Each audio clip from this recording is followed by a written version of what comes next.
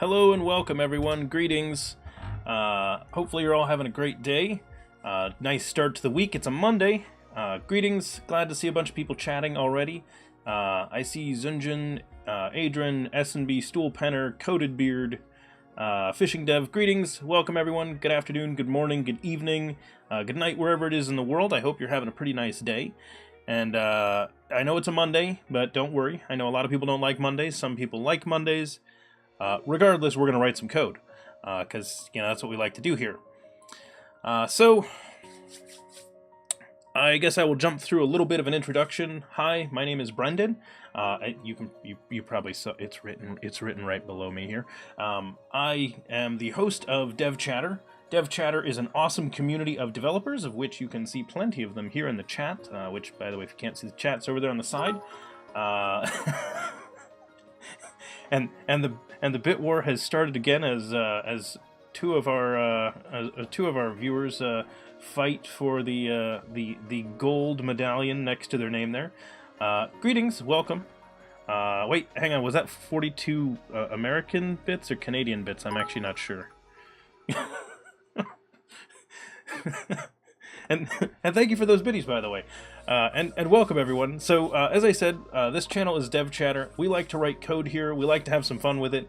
Yeah, I don't know what I'm talking about. I don't know which part of Canada we were talking about. But oh yeah, your math was way off. That was terrible mathing there. But we are working on some cool stuff. There's actually an interesting thing that I want to point out that C# Fritz managed to accomplish today that I want to highlight. If you didn't see yet, there's a cool thing going on, specifically on this channel and on his too, and a couple of others. So I had talked with Fritz long time ago, a year ago. We were talking about things that we wanted to accomplish on the stream, which actually I shouldn't leave that up there very long because otherwise the stream's going to get weird because of my pictures on there. Let's scroll down so we don't get the weirdness. Okay, there we go. We're scrolled down into the panels a little bit so you don't see like multiple of me. Anyway, so the discussion that we'd had in the beginning was things that we wanted to do as part of promoting the developer community as a whole. Hey, Lucky, greetings, welcome, good evening. So we talked about this idea of wanting to grow the developer community on Twitch and wanting to promote live streaming. It wasn't just Twitch, right? But Twitch is obviously the platform that we both had selected and thought would be good. I'd actually already been streaming on Twitch as gaming streamer, and I switched over to programming, which I'm really happy about. Anyway, one of the things we discussed is wanting to, at some point, get to partner status so that we could set up a team for specifically people that just do live coding and do it as part of promoting the community and education and that sort of thing, and not just as not just to do it, right? So that was kind of the idea. And Fritz, just like last week, managed to get to partner status, and as part of that, that meant he was able to finally set up a team. So we'd pretty much said, whomever gets here first and gets this set up, like, create a team, let's do this, and boom, there is now a team. So the live coders team now exists. So hopefully it ends up with a good group of people in it. The goal is to make it so that there's more discoverability of the live coding streams that are out there, because there are a bunch, they are cool, and we're like, hey, let's try and get more attention to this, let's grow this. We think it is an awesome thing, we think it's helpful to the community, and I'm pretty sure that most of the viewers here probably agree on that one, that it's nice to have a place where you can actually engage with someone. I was pointing out in yesterday's stream the idea that if you want to get started doing pull requests to projects, you want to contribute to open source, the best place to do that is not go find some open source project and contribute to it. I mean, you can obviously do that and it works, but the easiest approach is to find an open source project being done by a live coding streamer, because it's someone you can engage with and find and actually learn about, find out how they do things. You can see how they code, and what you're able to do is you are able to essentially... They usually have a Discord and everything too. You're able to communicate with them as you go through this process of sending in a pull request. So it's not just, make a bunch of changes, send them up, and just cross your fingers both that they're paying attention to their open source project and that you did things correctly. So the cool thing is you can hop into their Discord and say, hey, I want to do this. Can I do that? And they'll probably say, sure, yeah. And if you say, hey, I need some advice because I want to do this. Do you have a recommended way? They could tell you so that, you can actually do it. So that's part of the idea. I make that suggestion. I think it's a really good spot to get people starting to contribute to the community. And I think it's a good one. Glad you think so. And greetings. I think I said hi to Adrian already. And Plutonin, hello, greetings, welcome. And anyone else who's in chat and doesn't feel like typing, you never have to type.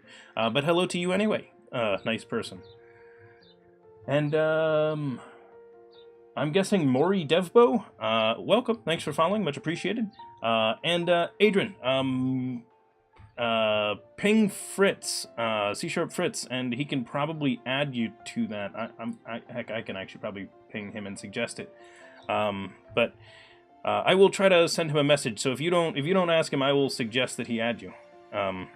Anyway, a couple of things. So first off, I did mention that the Discord is a great place to chat both with a streamer as well as their community.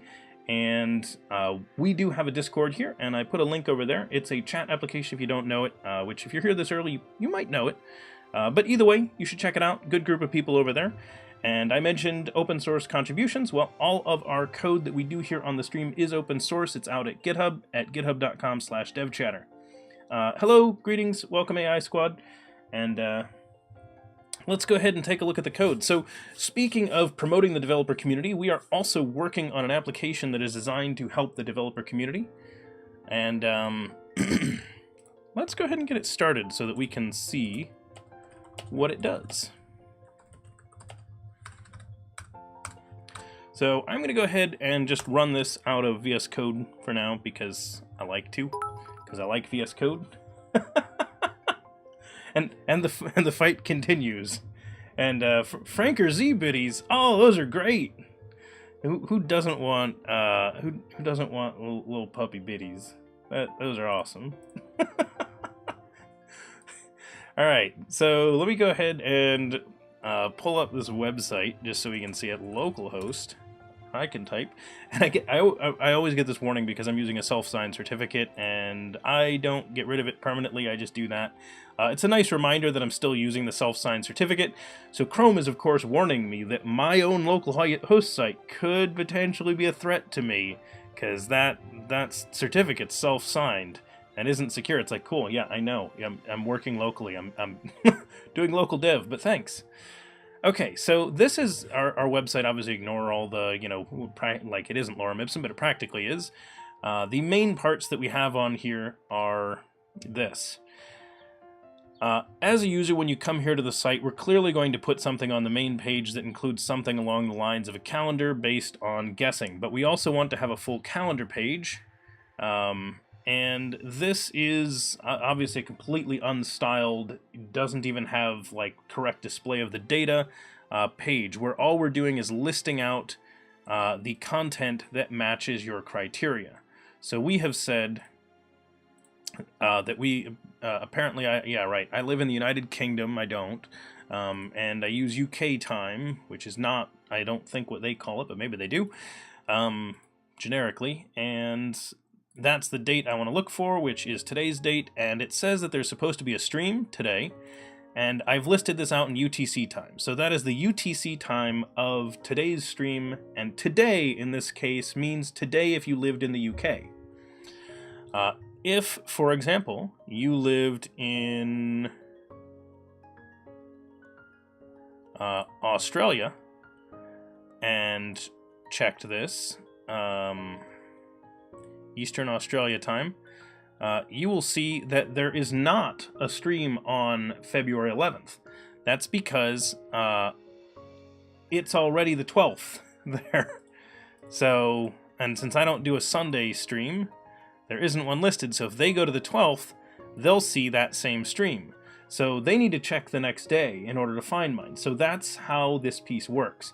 So you basically, and we'll probably try to guess where they are, but then they could tell us, and we'll change up the interface for how that works. But that's essentially the idea, is we want, to find what's in your day, and you can then look at content this way. So that's the idea.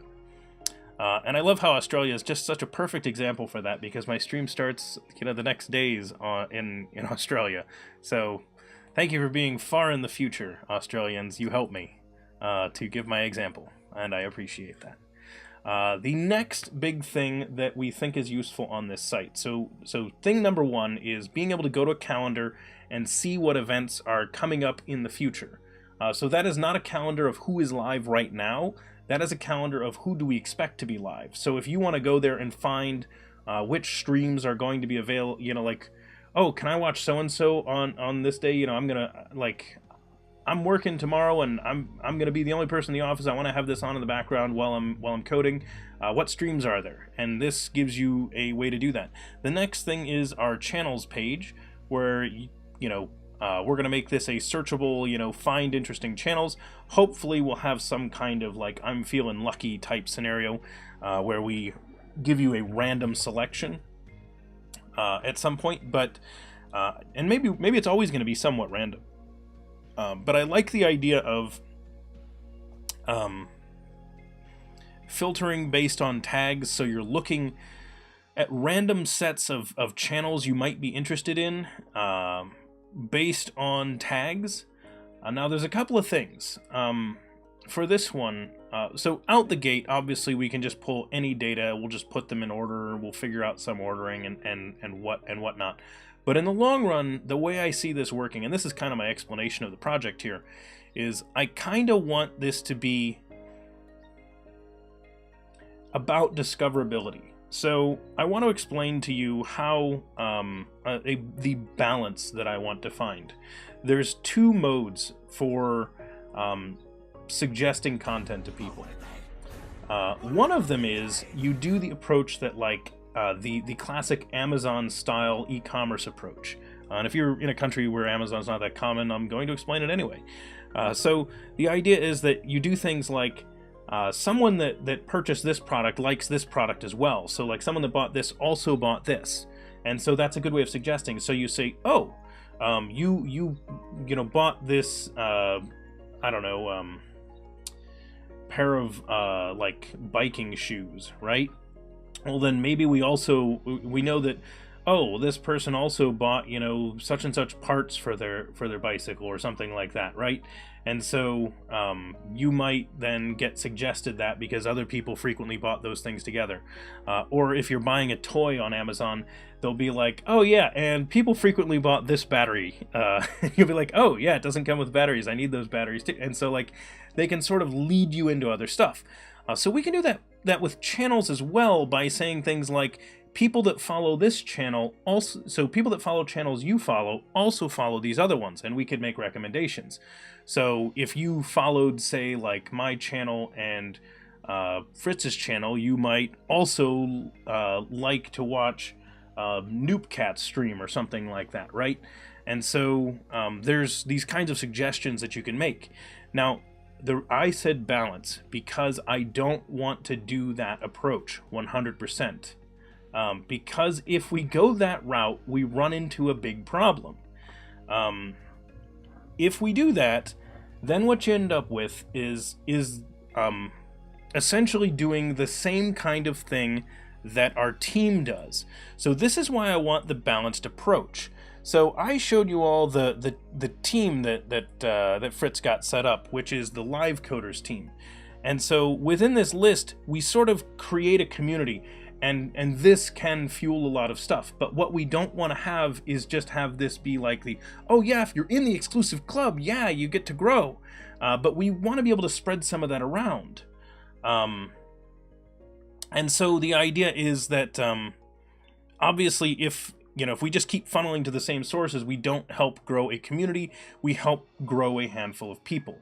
Well, the community kind of does that in some ways, in that you want to have like the leading streams like promoting and building and growing, and then they spread to the other ones.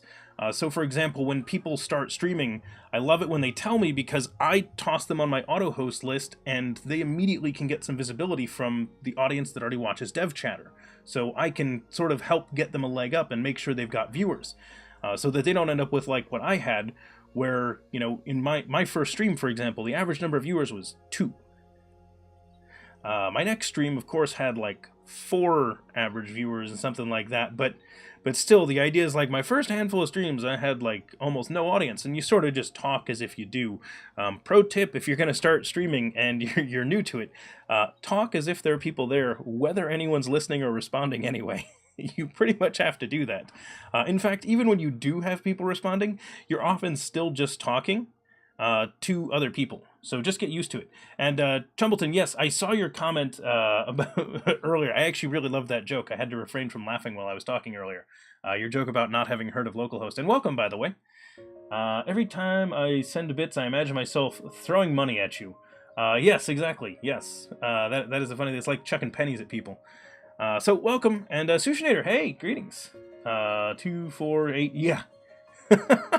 Yes, Sushinator, that would be amazing. Now just multiply that out. If every time I doubled the number of streams, I'm at stream 168, I think. So that would be an amazingly large number of viewers right now. Be quite crazy. And there's the 1 bit to tie it up. Sadly, they still just give you the silver medal for that one. Can you set partner with image search? Parameter with image search. Maybe. I don't know. I make it an endeavor to do that, especially since all my videos I archive to YouTube and want people to know what in the world I'm doing. Yes, exactly. Yes.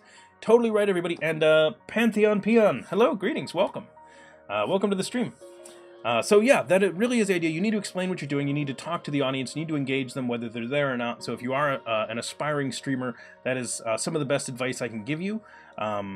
There are a lot of the advice for streaming that I got is actually from. So I got up from partnered streamers as well as from small streamers that are just affiliates and things like that. I actually do watch a lot of other gaming streamers, so that's where a lot of what I do came from, and hopefully.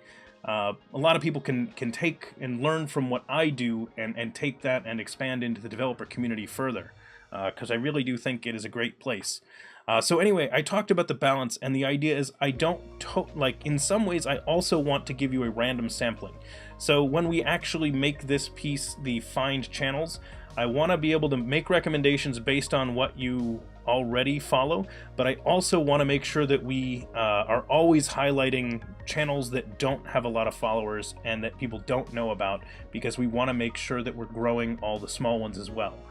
So essentially, like, trying to lift both groups, understanding the fact that the user sometimes wants those recommendations of specific people they might be interested in, but also making sure that we're not doing that at the exclusion of the smaller channels.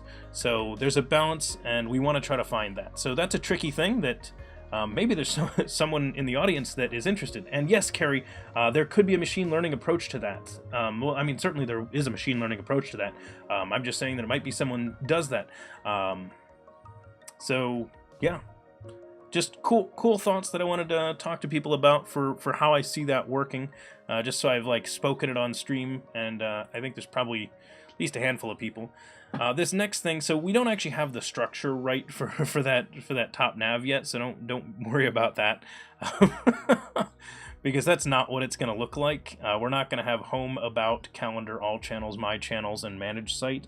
We're going to have I want to have like drop downy sections, or maybe something like that, because you might have specific stuff. So if I would add my channels. So I own, DevChatter website. So this would be, I should say I own the DevChatter channel on Twitch. That's what I was going for. And so because of that, I of course am the person whose channel that is. Some other things that we can do are over in the manage site, we have like manage tags and things like this, and this is not something a regular user on the site would have. We would have this is like the admin section where we could add things like tags and stuff like that, because we don't want tags to just go crazy. We think we can get away with adding tags, we're probably going to add too many, because that's how things usually work. But what I don't want to do is I don't want to just open it up to people just creating new tags, because I think if we do that, then we're going to end up with a crazy, crazy site where, you know, you have 4 different ways of saying it's C# code. So, okay, cool. And actually that reminds me. So we had all these things. We could totally do a tag for like .NET. For streams where that use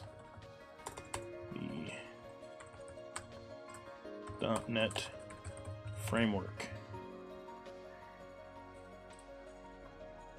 There you go.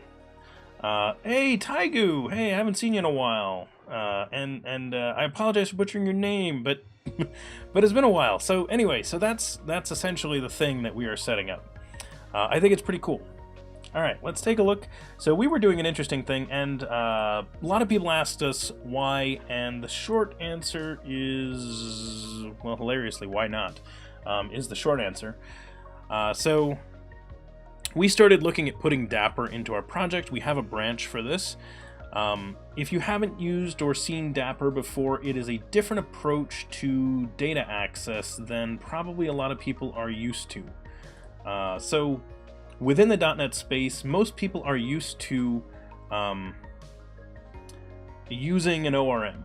And by that I mean, if you don't know the term, you might not know the term ORM, I mean something like Entity Framework or Hibernate or something along those lines.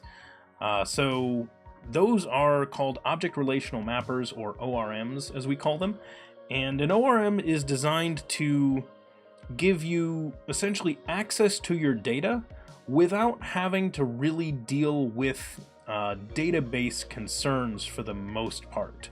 So Entity Framework gives us a way to do data access and data storage inside of a database without really having to write the data access code.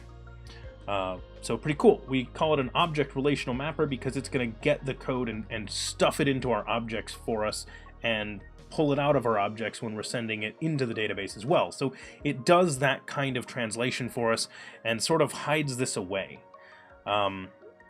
So Dapper is a different approach, but not in the way that like Hibernate is a different approach to Entity Framework. So I've had to work with a bunch of ORMs before, including I've actually done a bunch of LLBLGen before, which I don't know if most of the people here have even heard of that one. Which I will toss up on the screen just so you guys can see what I'm talking about. LLBLGen is this. See, bridge the gap between your code and the database. I've used that in a bunch of things before. So there are a lot of ORMs. I do like Entity Framework. I've used Dapper in the past on projects. Mostly I did that 3+ years ago. It's been at least 3 years since I've worked with Dapper. So my Dapper is quite rusty. However, I will say that I do like the way that it works. I also liked how Hibernate works. It was fine. It's not my top choice for most things, but I like that as well, and I liked LLBLGen. There are a lot of good solutions. So let's see. Oh yeah, that's awesome. So someone actually put in there, Dapper is a mix of old school data adapters and new style POCOs. Exactly, that is a really good description. So Dapper is lightweight and fast. That's one of the nice selling points about it. And you don't run into the problem of, wait a minute, my ORM just made this really crazy SQL call. Why did it do that? And the reason why you don't run into that is because in Dapper, you're going to write a little bit of SQL. Essentially, what Dapper is because we call it a micro ORM, it doesn't do all of the steps. What it does is, in simple terms, in terms of like how you're going to use it, it gives you convenient ways of extracting the data out into your plain old class objects, your plain old CLR objects, your POCOs, you know, just pulling it out into a class and into an object from a database, or sending it in just with an object. So it's essentially like you write a little bit of SQL, or you use a helper that, you know, does the basic SQL for you if it's not complicated, and you give it objects and you pull it out in objects. So it just does the mapping part. Instead of actually, it's like object mapping, but without really doing the relational database access. So, oh, someone linked in the chat. No, didn't really link. I do like Dapper. I like Entity Framework Core. They're good at different stuff. So data tables for the win. And yes, Lucky says it's basically the mapping only. Yes. So it's and Fuel Stable's description of Dapper's like 5% of an ORM, and some say the good 5%. So it does the cool stuff. Yeah, I noticed it wasn't a link. You did a reader.read, and of course Nightbot interprets that as a link. So that's kind of the idea. So let's take a look at what some of that looks like by using it. So we've started to pull in Dapper. We're going to replace some of our Entity Framework Core stuff. I don't know that we're going to get rid of all of it. And the reason I say I don't know that we're going to get rid of all of it is because some EF Core stuff is doing our authentication piece for now. And I would rather leave the ASP.NET identity piece, as long as we're using that for our authentication, I'd like to leave that alone. And so we may end up leaving that in there for the authentication piece, where we're not really using EF Core, but like it's happening, because I'm like 90% certain that EF Core is how the identity in ASP.NET is actually doing the connection underneath the surface. Though I do admit I haven't dug into the identity piece to actually see what's going on underneath the hood, but I'm willing to bet. Okay, so last time we were doing a little bit of extraction of some of the simple data, and let me take a look at our history. We were messing, so there's the channel search. Hang on, somebody. Thank you for the biddies, by the way, whoever that was. We did the CRUD pages for tags. Okay, so we did the tag CRUD pages already. I just wanted to see which ones. Oh, of course, it was 2 more Franker Z bits. Yeah, those aren't the ones. Move along. Yeah, so Rockpile. So we've been doing this project is mostly ASP.NET and Vue.js, and we're going to use Dapper for our data access stuff. And this is a series on YouTube that you can find. There is a playlist for it over on our YouTube channel. And as we record these, I do send them over to YouTube on a little bit of a lag, and then add them to that playlist. So I think everything is either scheduled or out there except for maybe Saturday's episode. Cool, thanks Rockpile. So here's what we're going to do. We're going to go to the Pages section, and let's go to My Channels. So this is what we've got here. Hey, if you're bored, feel free to send us a pull request if you're looking for code to just work on. So we're going to jump over into this page, and by this page I mean let's pull up the cshtml.cs files.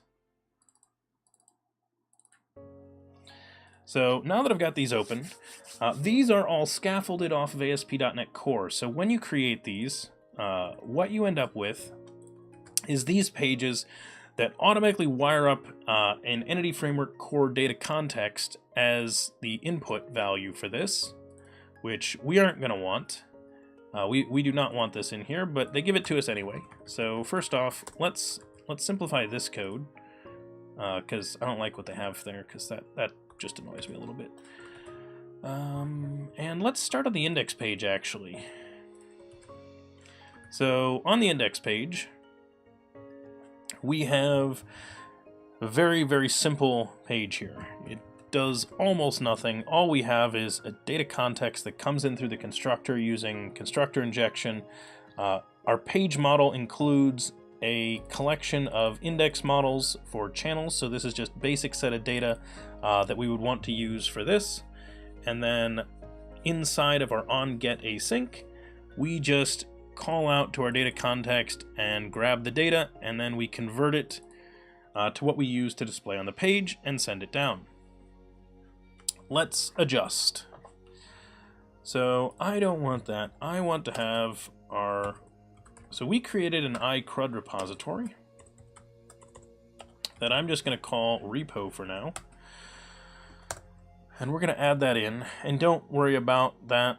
I do like having some kind of a simple thing that can do just the basic like get operations based on an ID.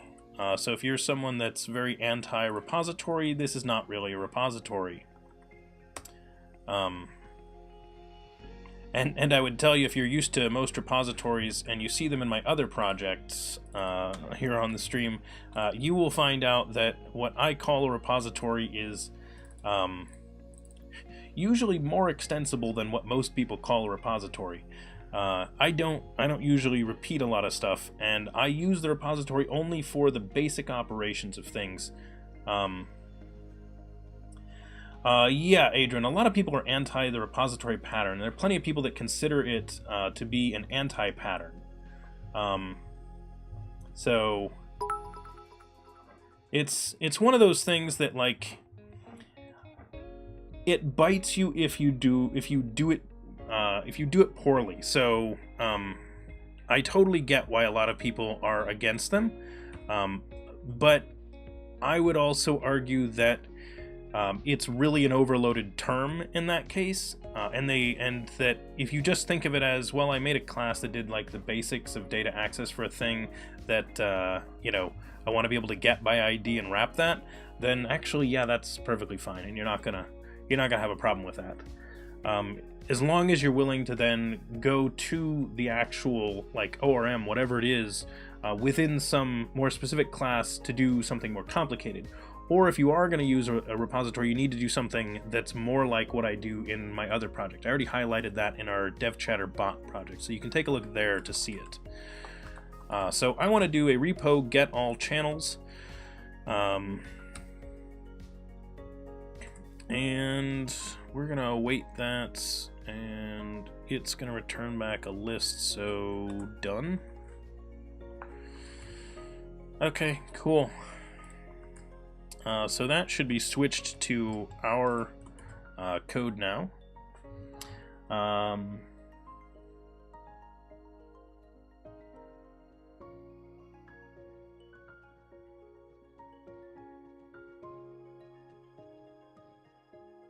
Yeah, exactly. So as Adrian mentions, like there's variance in all of these things. So like, you should always be wrapping up logic in something. And one of the challenges I get is when you try to make your repository handle all of your scenarios very specifically, you're going to run into a lot of problems.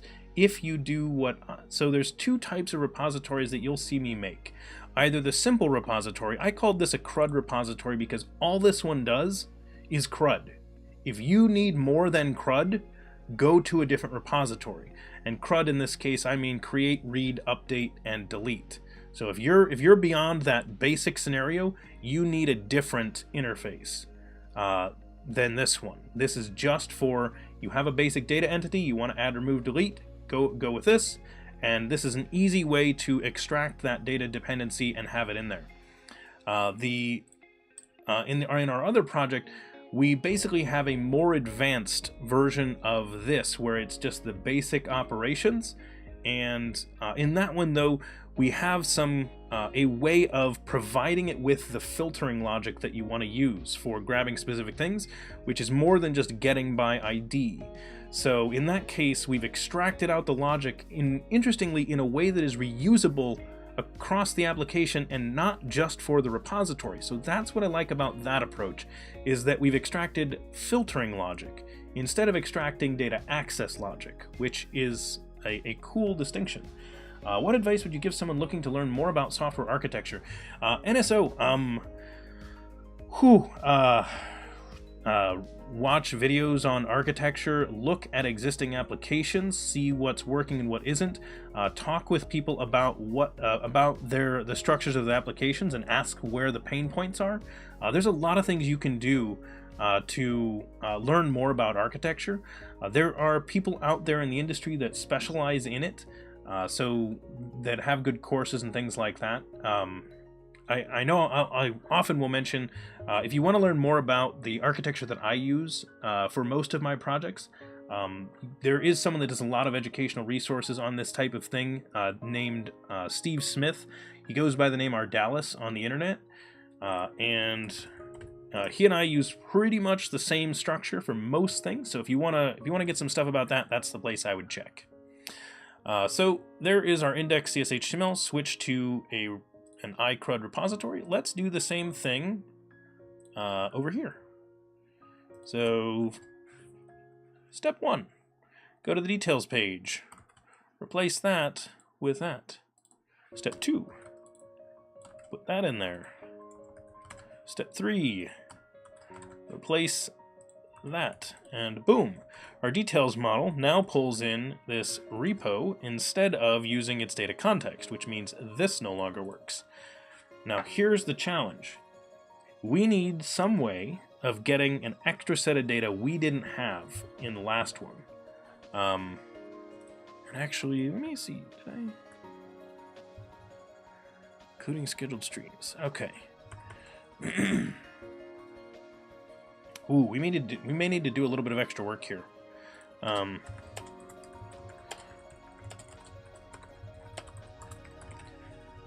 We're going to add a simple to-do here, because we need to handle that.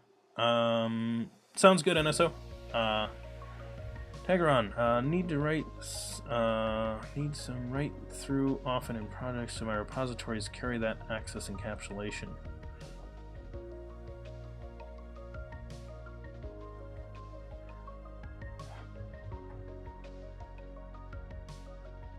Oh, I think you're talking about my the encapsulation of the actual filtering logic that we do in our projects instead of just doing direct data access. So that one has that.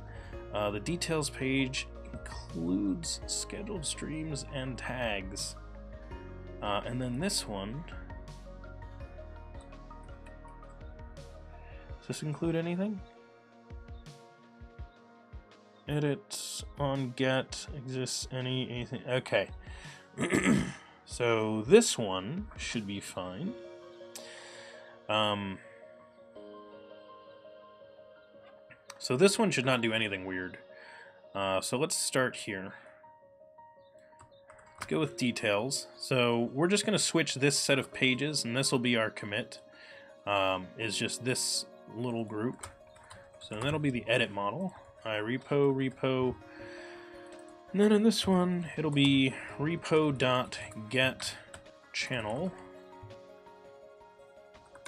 Yep, that's the channel, and then I want to pass in ID as the value. Do that.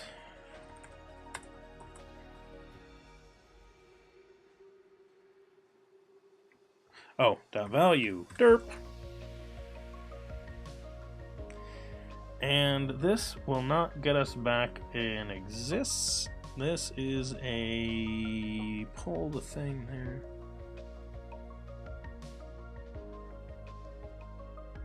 Oh yeah, right.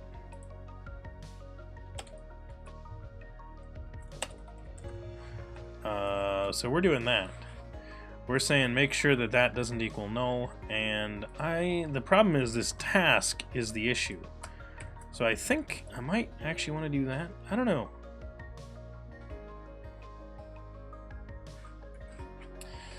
Because we fetch it differently. We just want to check and see if it exists. So maybe we should put that in our CRUD repository. Maybe it exists is a worthy check. So your repo carries the internal cache and handles all the CRUD transparent to the user. Yes, exactly. So if you want to build your own if you use the style of repository that I was talking about, for our project that we use in our DevChatter bot project, you can actually pull all your data out of the database and then do any filtering you want in memory if you want.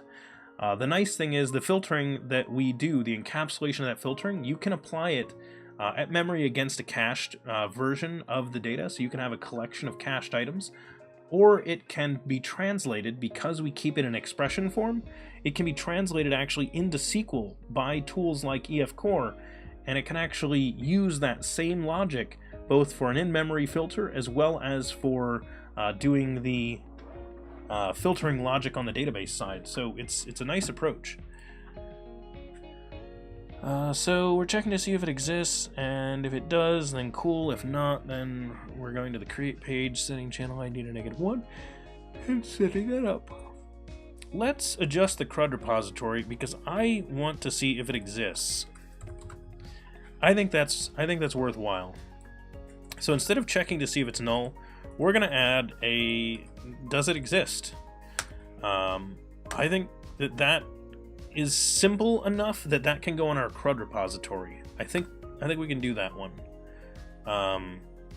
This is going to be an int ID. Takes in one of those, and it needs a where t is data entity again as well. So we're going to continue that pattern. And Janisku, welcome, greetings.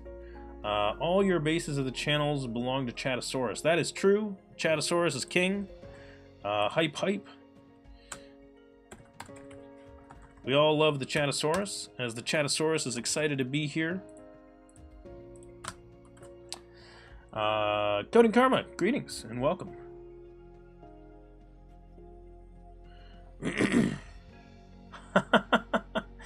Yeah, I don't. That's why I said I don't mind a CRUD repository. It's not the worst thing. Okay, we had pulled up the Dapper documentation, and one thing that I do want to mention to basically everybody here, because I know that a lot of people here, as you know, just in the developer community in general, suffer from imposter syndrome, and I want to let you know, don't worry. Every developer, every awesome developer you meet anywhere, every beginner developer, every experienced developer, every senior developer, they all look up stuff in documentation. They all read articles. I can tell you, like, I have met a significant amount of the people that write ASP.NET, for example, and I don't know a single one of them that doesn't go read documentation online. Everyone does it. Never feel bad about doing it. Let's take a look at the documentation, and what do we want to... so we wanted to pull this up. What I was thinking about for this is, what is the quickest way to just tell if something exists in Dapper? And I'm not sure if there is a quick little helper that already is in here, because I was hoping that there would be an exists within the Dapper contrib, because it actually includes some little helpers like get all and things like that. No, actually, Coding Karma, the entire point of Dapper is that it is not fancy, despite what the name would imply. What is love? Baby, don't hurt me. Don't hurt me. Hey, Nate, welcome. Yes. Oh boy, do we. Yeah. Exactly, yes. Professional developers of all levels look at documentation all day long. So get used to it, and never feel bad about doing it. Okay, so...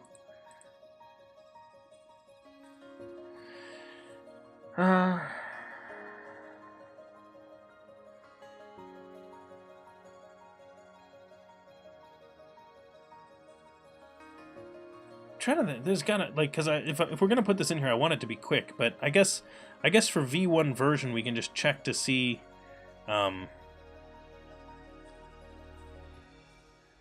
Yeah. You know what? V1. This will be the worst performance. This is the reason it's hidden back here.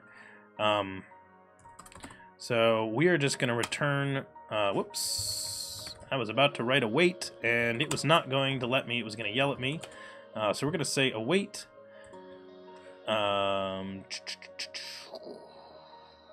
Get T ID.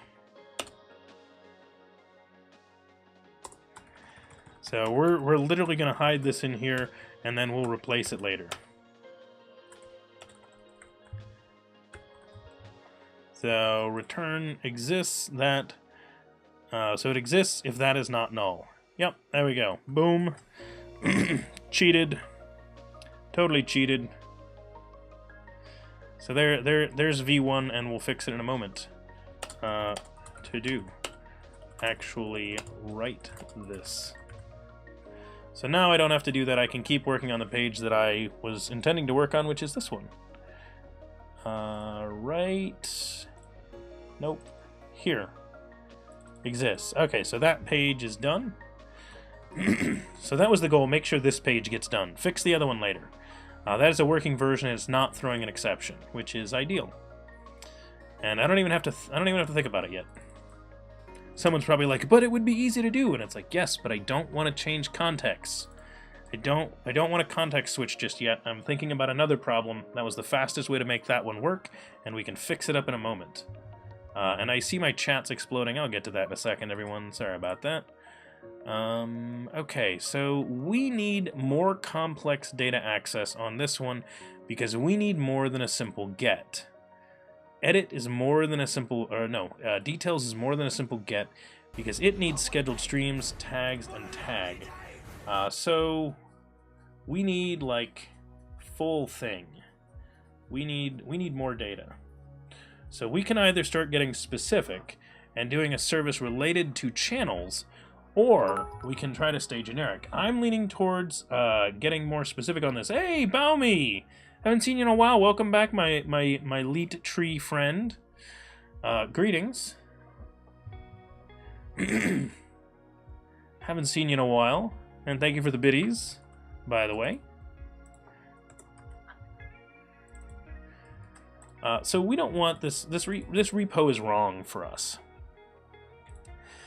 Let's see. So we did a CRUD repository. I put my other one as a service over here, but I don't feel that that's right. I think we need this to be in the CRUD also, or in the data also next to the CRUD as a sibling. Let me check out what's going on in the chat. Don't worry about me. I see that you're there, and thank you for following. Let's see, look stuff up, continue, else breaks, oh my god, where's the... Adrian had a really good explanation of how development works. Where does the idea that looking at documentation come from? I've never heard of it. Oh yeah, Fuel Snable, yeah, no, some devs do.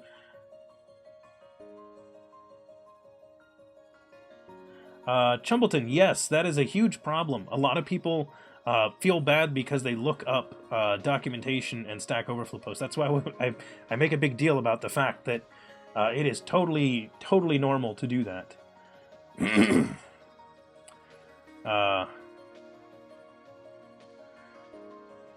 Yes, Dapper Dinos. We definitely need Dapper Dinos.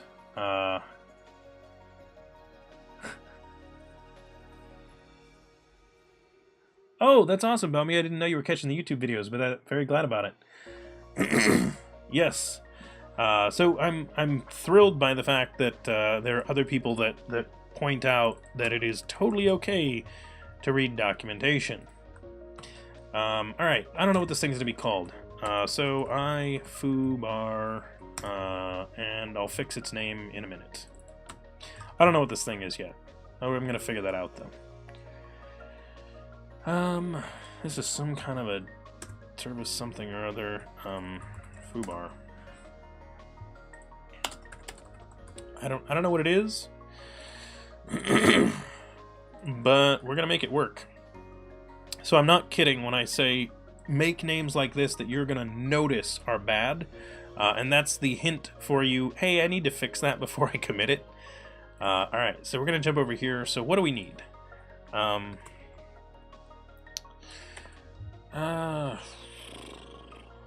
This is like, whoops, let me pull my Fubar in. Fubar, Fubar. I don't know what this thing is. We're gonna call it Fubar for now. And if you're wondering, why are you letting this Fubar word get so pervasive?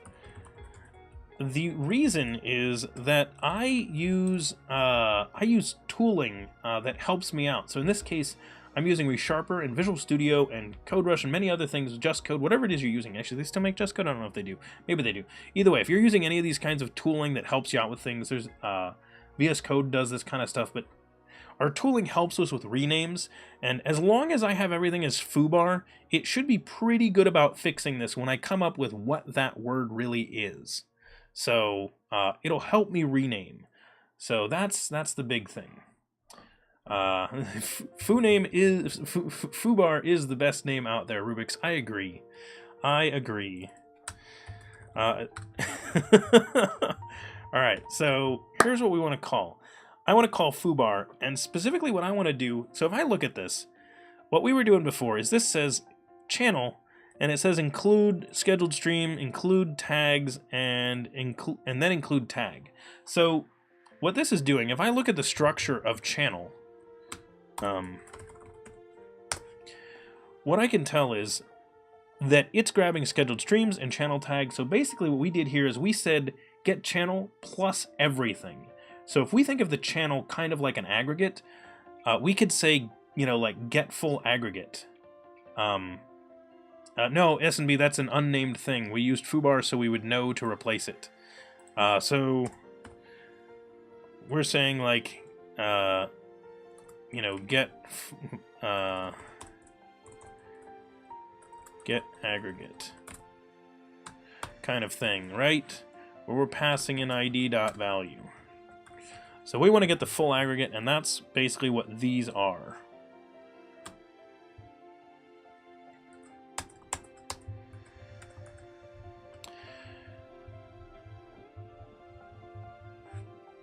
So I think that's what it is. I don't know how generic we want to get with that right now, but I'm going to go ahead and create that as get aggregate, because I think that's what it is. And once we create that, then the actual implementation class needs it as well. So we're going to create this here. And I'm not sure how this is going to turn out, but we're gonna go ahead and try it. And this is one of the things that I recommend to people when you're coding. Go and try a thing, see if it works. If it does, cool, use it. If it doesn't, be willing to throw it out.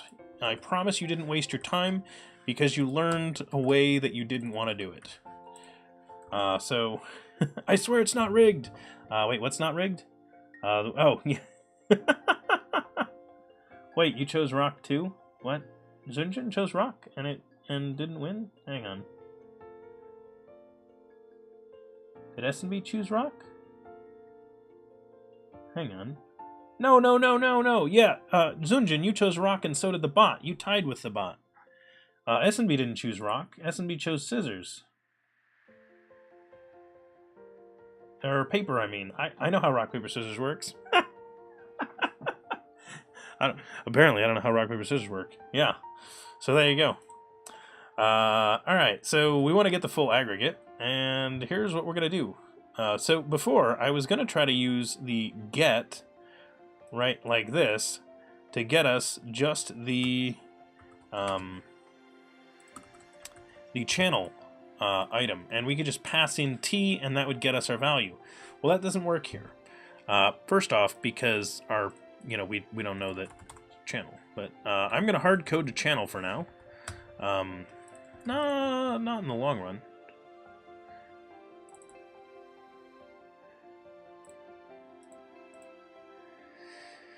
Okay, now where's our channel search service? Because I know it's going to be similar to this one. So it does this. So channel search service and Fubar may end up merging together, but we'll find out once we get there. Rock, paper, scissors, boom. The project still exists. It actually got used by someone at Microsoft for an internal thing.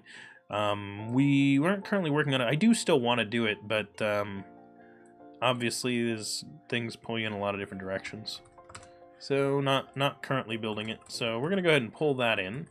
That's not going to be what we're keeping, but we're going to have it there anyway for now, just as our starting point. And it might be that that we're able to leverage these into the same code, roughly speaking. There might be a way to get these more shared. So we're going to put this in here.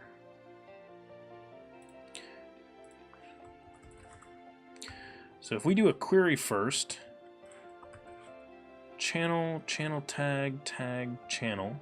So this is not everything. So hilariously, even with that complicated little bit there, that's still not quite everything. Because we went with a slightly more complicated structure, which I'm now wishing we hadn't done. Only because it'd be a little simpler if we hadn't.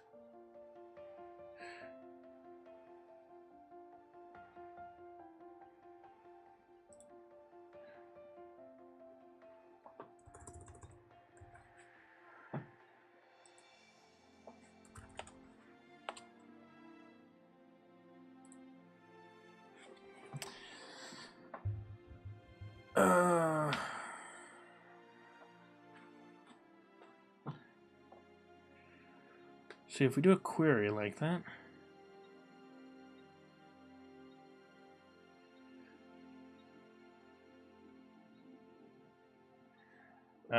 coding karma. What's wait, hang on. What did Balmy say? I missed what Balmy said.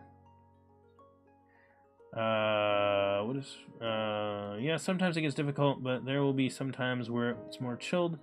You finish your bachelor's degree and can't wait. Oh, nice. Congratulations on finishing your degree, by the way. Coding Karma's finishing up a degree as well, and you're looking for a job, updating your CV and everything. Well, that's awesome.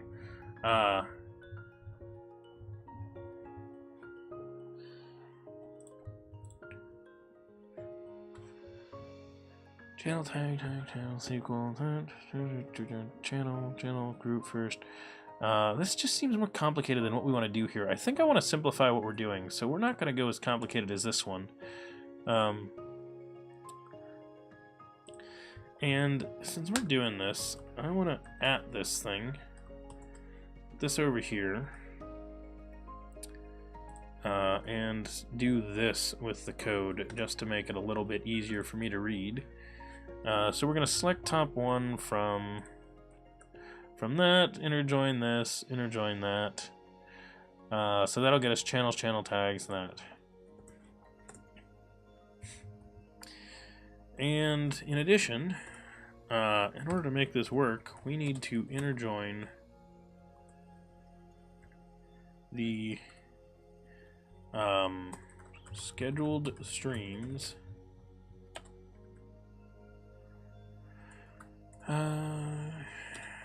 on dot channel ID equals c dot ID.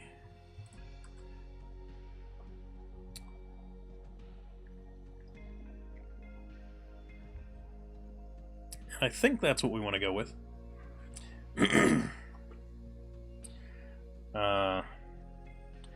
Resurrect, you have the company dev ID, but the question is, what's your IQ? Oh, you have the company dev... Oh, dev IQ. Yes, I got it. I read that correctly now. Yes, dev IQ exists. I don't know my IQ off the top of my head. Not big on really caring about those kinds of numbers all the time. They mean very little for things, to be honest. I had IQ tests taken when I was younger. I don't put all that much stock in them, though.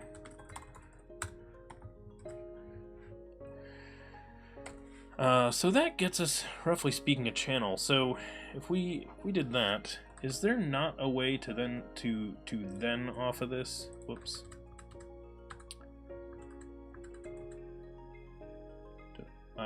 Did I close that? I must have closed that window.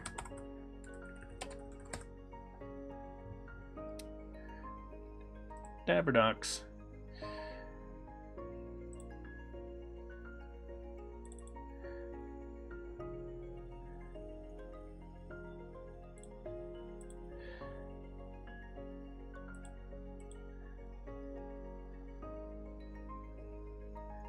Multiple queries within the same command and map results. Okay, so hang on. So if we do a query multiple, get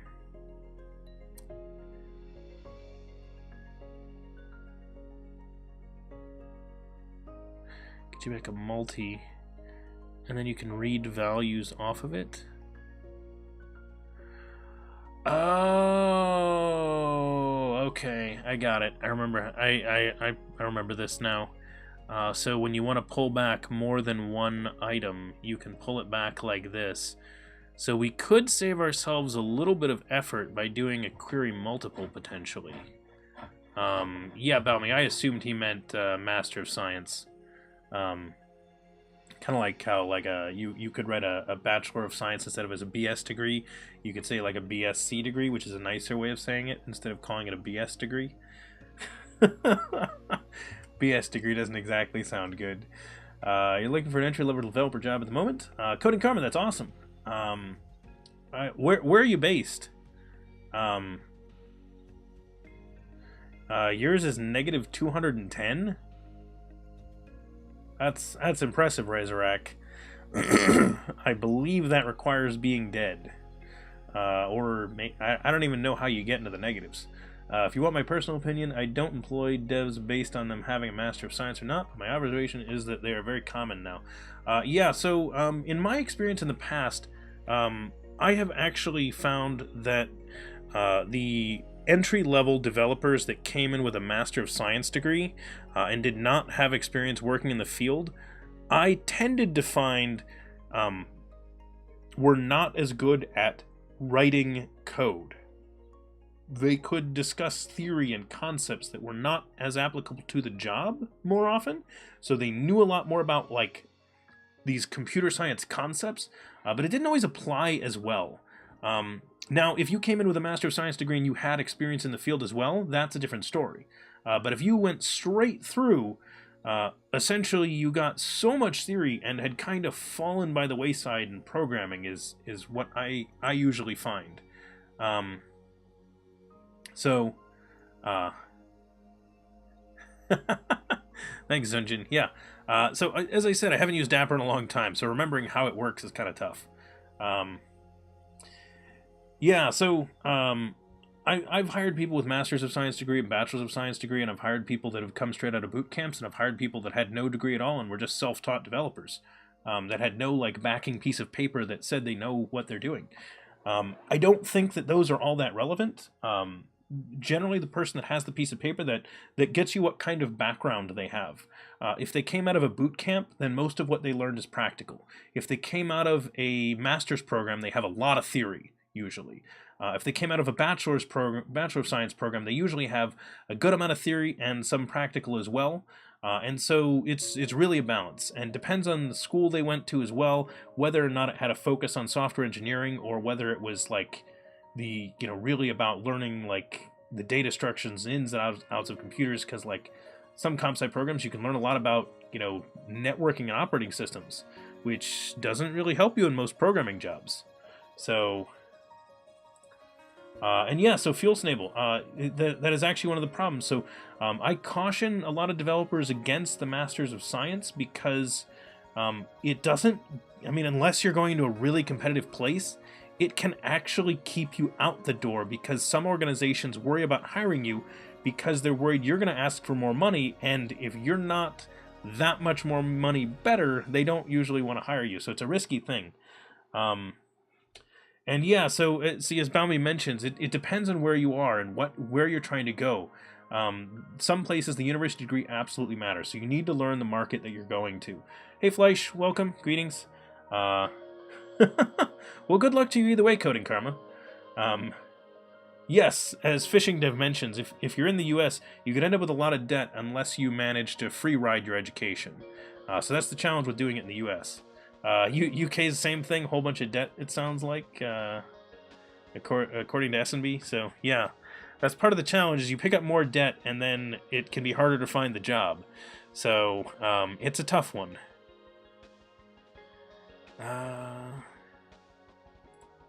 What is this? Result multi-mapping. Query multi-mapping 1-to-1. one-to-many.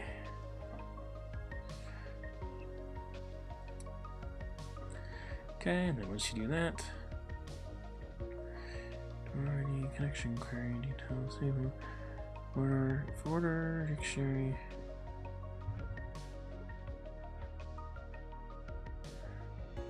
One thing I wish their documentation did was actually show the value instead of having these ampersand LTs. You're like, actually, just put a less than sign. It's not that hard. Come on, guys. HTML encoding here. It's not. This isn't 2001. We're beyond this. Let's see. The others were currently poking me because you're a Minister of Science. You can know everything. Oh yeah, Fuel Snable. Yeah, you can run into that as well. Yeah, see, self-taught, and you're learning from when you were in high school and eventually worked. CMJ Chris Jones, you worked your way up in your current company, and software tester to developer, and yeah, so there you go. So 32 is a while to switch into the dev job, but yes, that points out that you can do it. And I don't think it'll always take that long if you really want to push for switching over to the dev job.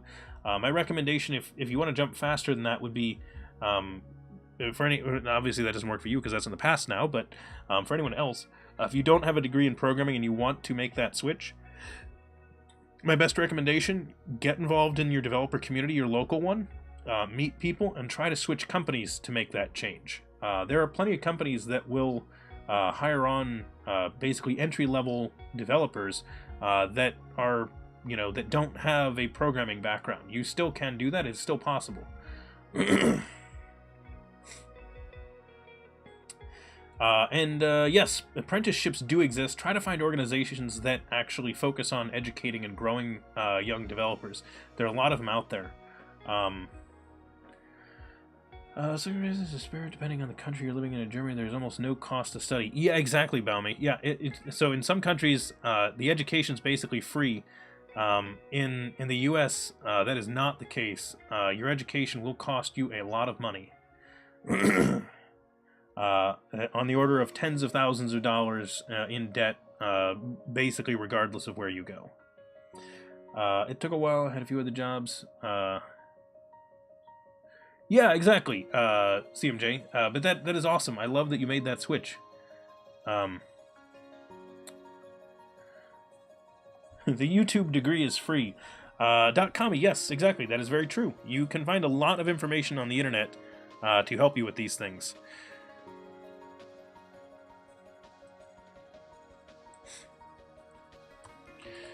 All right, so we're gonna. I'm tempted to just try this. What is this? Well,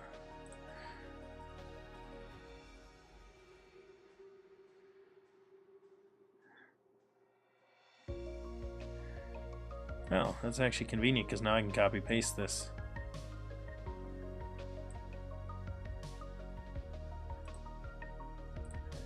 Copy. Oops, not where I meant to go. I just want to see how this code works. Foo. This is throwaway right here. I just want to look at it. Dictionary, that's... so you have the connection, it's that, the one you want to do, and the return value, the SQL, you take in those, pass back that, and then they did a distinct on this. They do dictionary target value, so that's grabbing the data out of there, and then do that. And Carrie jumps into the lead again. The bit war is real, folks. The bit war is real. Oh, geez, I see my chat exploded. Alright, so I will take a look at that in a second. And figure out how far back I am in chat, and see if I can catch up just a little bit.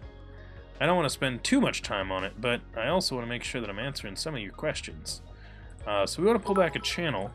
In addition to channel, we want to pull back scheduled stream. We want to pull back channel tag. And we want to pull back tag. And the thing we actually want to get as a result is a channel.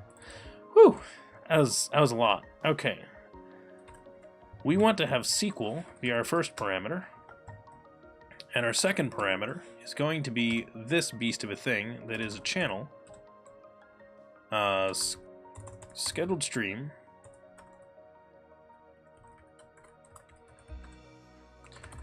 Channel tag. And a tag.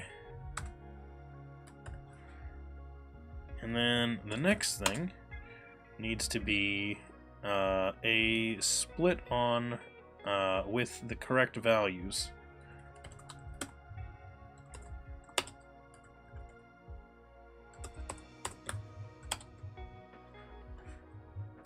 Which I'm going to steal from here.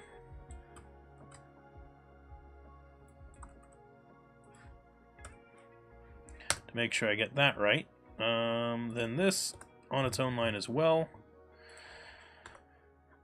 Split on this, and then we're going to say dot distinct, and whoops, actually we're going to like single this or something, aren't we? Var foo equals that. Okay. IEnumerable of type channel. Okay, cool. Alright, I'm way behind in chat. Sorry, everyone. The YouTube school studying costs nothing in Norway, basically, but living is expensive. Yeah, I could see that.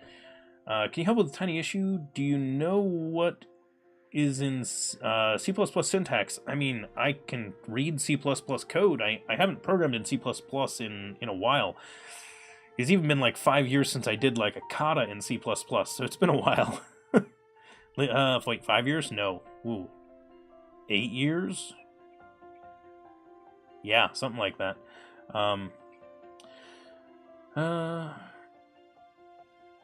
you want to know what the arrow is? Yeah, that's invoking a member, so it's kind of like how I just do the dot. That's the same thing.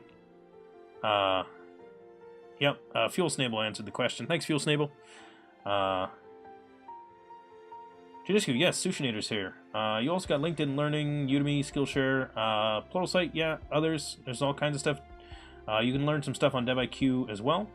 Yeah, as Fuel Snable says, it's a lot like the dot in C#. You love watching, you read documentation, then getting distracted by Twitch. Yeah, no, that's totally a thing, Chumbleton. And we're not here to just read documentation. We're here to chat about programming stuff in general. The war is getting serious. Oh, man. And Baumi came back. Baumi, thanks for those biddies. Much appreciated. Baumi jumps in the lead.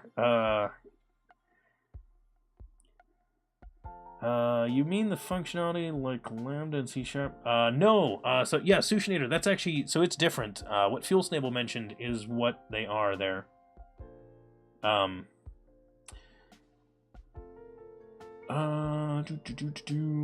Yep, X do stuff. Is like, yeah, exactly.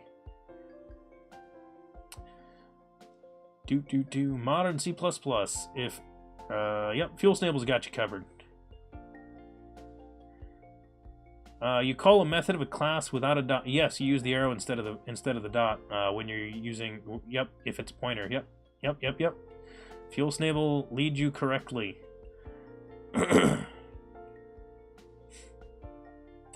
Yep. Thanks, Fuel Snable. You're on the ball today. Awesome. This is what I love about the internet communities, is like someone can chime in with a question and I will not have seen the question. Someone else will have totally answered every bit of that, and it's awesome. And I love it. There's an awesome community of developers here. It's why I have been pushing so hard for these communities to exist, because it really is a good place for fueling this kind of collaboration. Okay, so this needs to return the channel object. It's going to receive the channel object. We're going to have to put all this stuff together and then send it back. So what that means is I'm going to bring this down here and I'm going to say return channel. So there's step one. It's return channel. But before we return the channel, we need to say channel.scheduledStreams and then do something with scheduled streams. And it's going to be doing this, I think. So we're going to do that first off. And scheduled streams dot add scheduled stream. And then this gets ugly because I'm going to have to basically do the same thing I did last time. and do this, unless we move this into the database. So we're going to want to move this into our SQL to do instead, and pull this out separately. So do not like.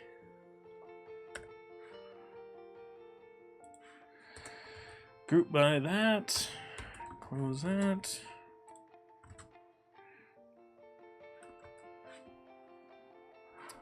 Yeah, so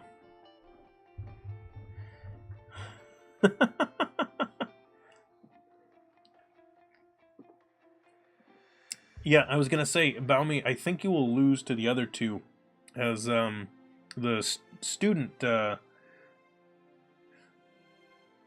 the student probably has a lower salary than Adrian and Carrie do.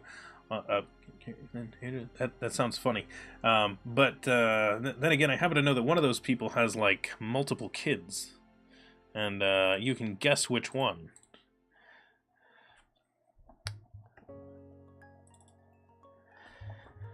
So this we're gonna say channels, except that. So we're gonna group this by channel.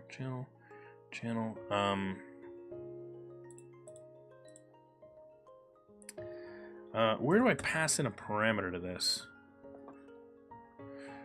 I didn't need to do that there.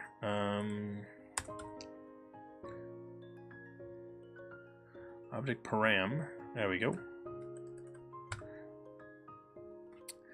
So this is where I pass that in. New open ID.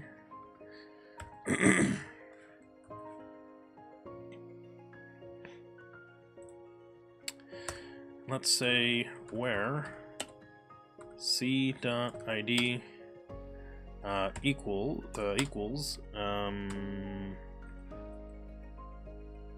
ID.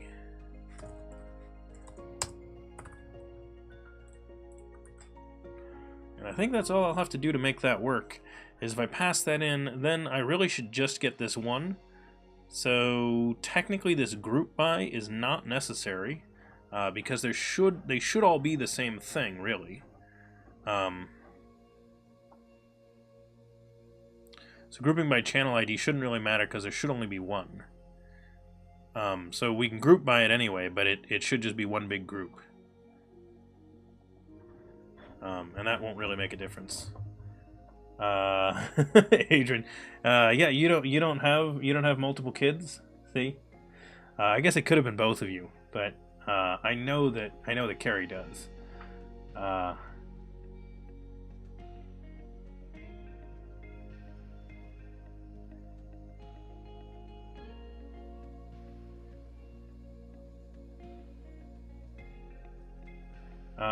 Wait. It's the real-time stack. Oh yeah, Conqueror. Yeah, it's dangerous to ask questions on Stack Overflow. I find that a lot of times you ask the question and people are like, "Oh, that's the same thing as this." I'm like, "Well, yeah, but I don't understand the problem well enough to know that my question is the same one as that one, and mine's slightly different. Are you certain it's the same thing? And if so, why don't you help me instead of just telling me it's a duplicate?" So like, that's one of the things that kills me, is they close and shut everything down because they don't want duplicates, because they want the data to be pure.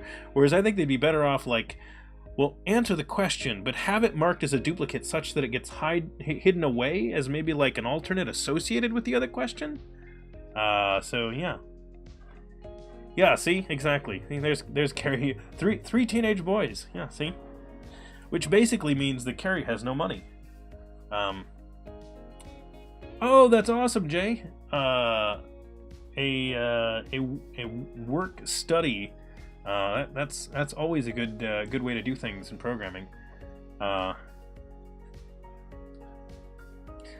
Sushinator, we're still going strong here. We've got a lot of good streams. We passed our 1 year mark just last week, so really cool stuff.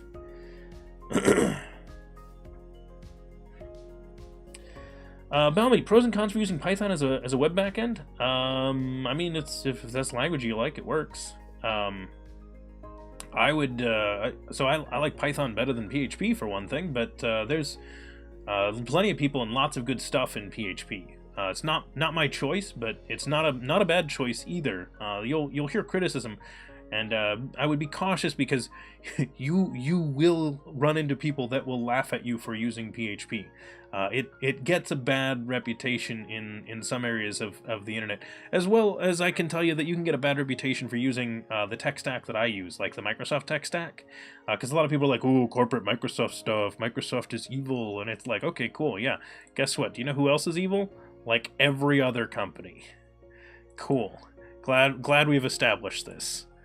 Okay, so we're going to select that, group by channel ID, select off the single one, and then this should be, fingers crossed, after we do that, there should be a single one.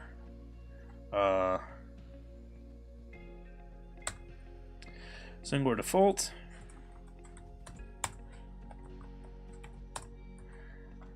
A single channel that we get back, which needs to be called channel for now because I need to change this in order to get away with that.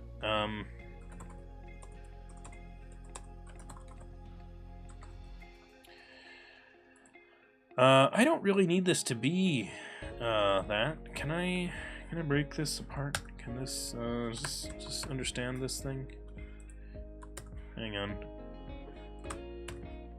Oh, yep, there we go. To named method. Haha! Perfect.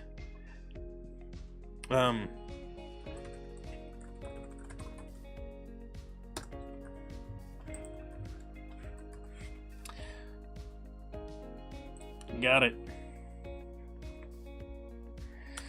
So that's the sequel. That's map full channel. Apparently params the next parameter, so I don't need to use the named one. So we'll get that, and then we will group by and singular default. So not bad. And then this is named, and I don't need to fix that, so that can be called channel. Nope, it still can't because the group by is still here.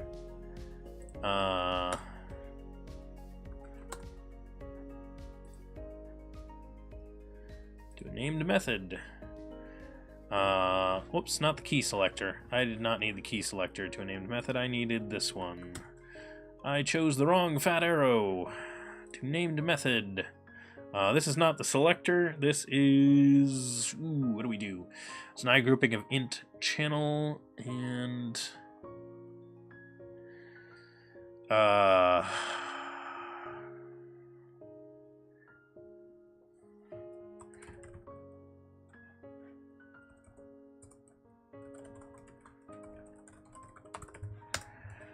I don't like that name.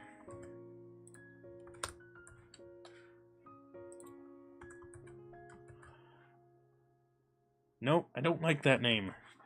Yeah, I need to figure that out. I don't like where that went.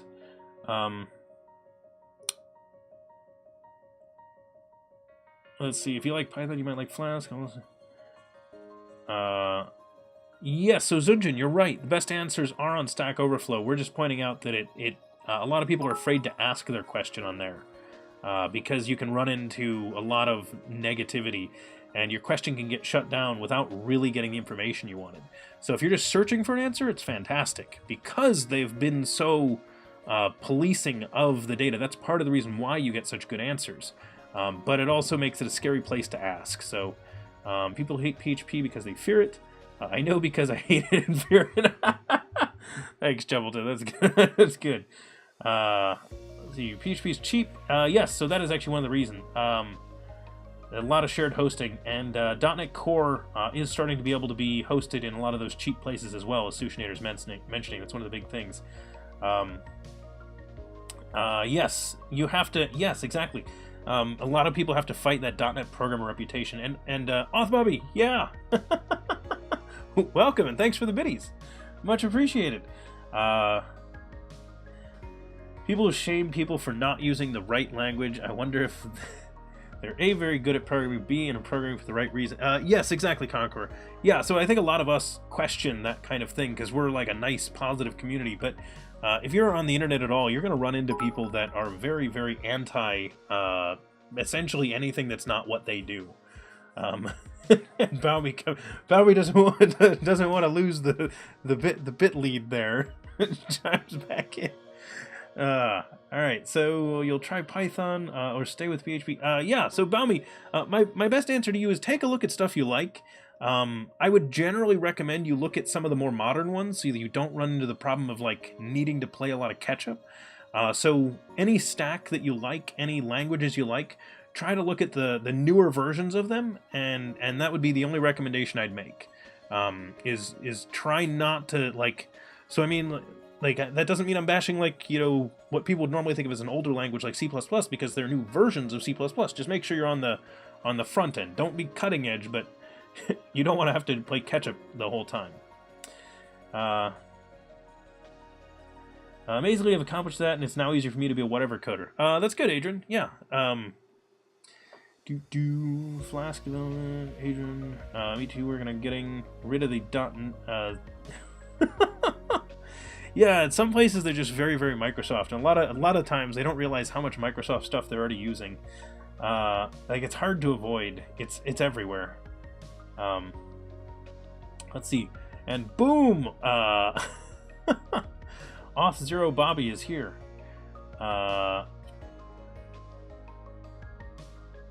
Yeah, sorry, Adrian. They went nuts.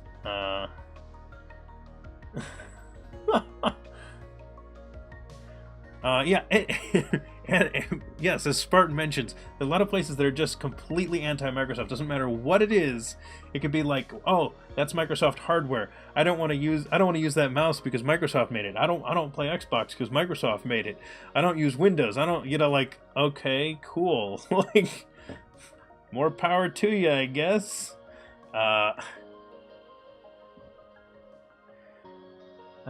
very curious. Go to the JS meetups, machine learning meetups, and sort of as a .NET guy. I am very often the unicorn. Sushinator, that's awesome. Yeah. So it's, you can run into that in some places. Wait, the not invented here syndrome you speak of is why C# exists anyway. Not exactly, Spartan. I mean, kinda yes, but there were a lot of specific things that led up to the creation of C#. I don't think Microsoft necessarily even wanted to do it. I think their hand was sort of forced on that.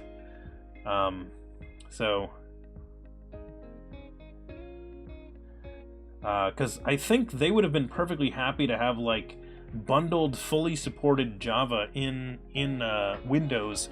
I have a feeling Microsoft would have been totally cool with that as long as they could get some kind of a good relationship on that, where I think they just wanted to have a good platform for building applications on their system, and since they had trouble working with Java to create that, they sort of had to just do their own thing, is my guess.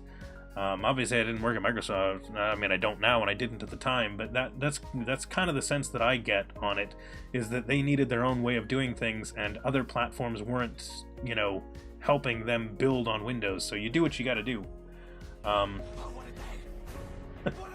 Age Monkey, welcome, thanks for that follow. And yeah, the people that won't use VS Code because it's made by Microsoft is just totally crazy. It's like, this is a text editor, guys. Like, it's just a text editor. Does it edit text well? Cool, use it. Like, I don't care who made it. It edits text. Fuel stable. There was some kind of lawsuit from Sun in the beginning of the 2000s around Java. Yeah, see? So I have a feeling it had something to do with that, and that would be why Microsoft ended up having to do C#.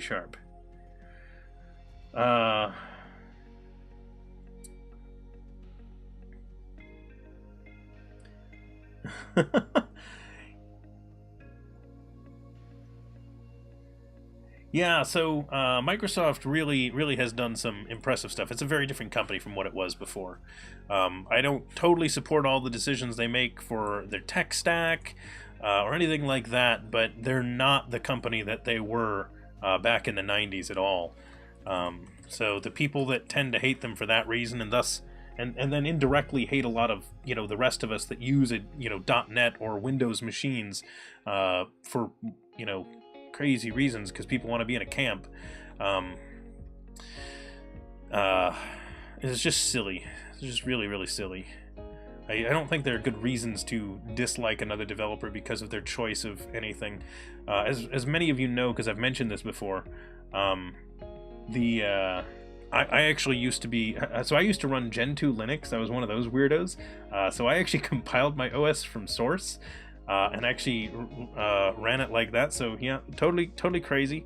I programmed mostly in Python and C++ back in the day. That is what I did, and then I ended up switching. So I ended up getting a job that I thought would be a good one, working with a Microsoft MVP, and he showed me C#, and I was kind of like, this is actually really amazing. Like, this actually does some really cool stuff. I'm like, I'm kind of missing not having my Lambda expressions and things like that, but it makes up for it in so many other things that they did right in the language. And I was kind of sold on C#, so I was like, yeah, I could do C# or Python. And so for a little while, I used Python as like my spike language if I wanted to just prototype something real quickly. So I just do rapid prototypes in Python because it's quick for that. And then I'd build like the applications for the companies I worked for in C#. And I was really happy with that. And that's actually what switched me from a Linux guy to a Windows guy, was literally C#. So, so when I tell you that, like, C# is a pretty good language. Now we actually do get all those things, like the Lambda expressions and everything like that. So we get them all back. So yay, I'm back where I was before switching. So good stuff. Netscape, yay! I was an old, so I guess this'll make me seem slightly old also. I used a browser called Firebird also. So I used Netscape a long time ago, but I also used Firebird, and a lot fewer people have used Firebird because it didn't exist very long. So good browser, that Firebird. Let's see.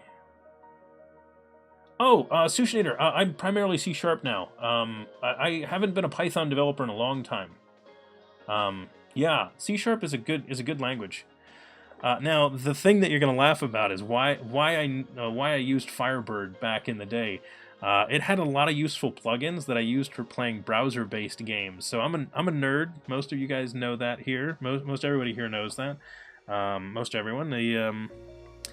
I play a lot of video games. I used to play browser-based games. I played a lot of those back in the day. Really fun stuff. And you'd need them to do things like refresh the page and check the text in the page for stuff. And so I'd have plugins and scripts and things like that that would help me play these games, because you needed to refresh. Like, if someone was attacking you, you needed to know. You needed hours warning to prep defenses and organize, battles and things like that. Browser-based games for the win. It's good stuff. Yes, I've used Visual Source Safe. I admit it. I have. Please don't kill me.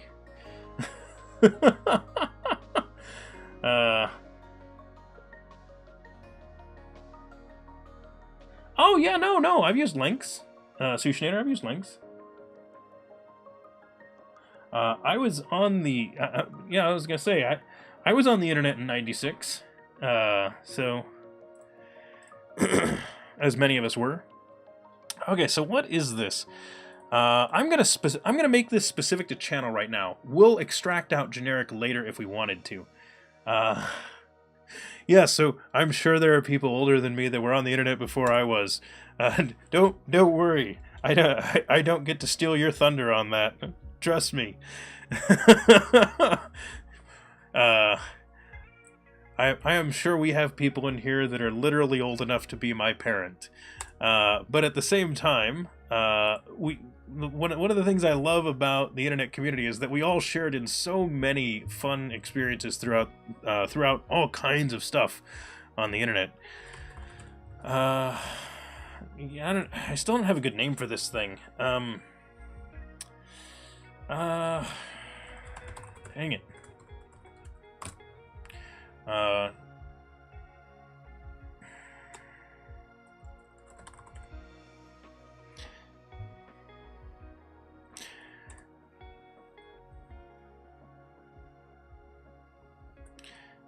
Alright,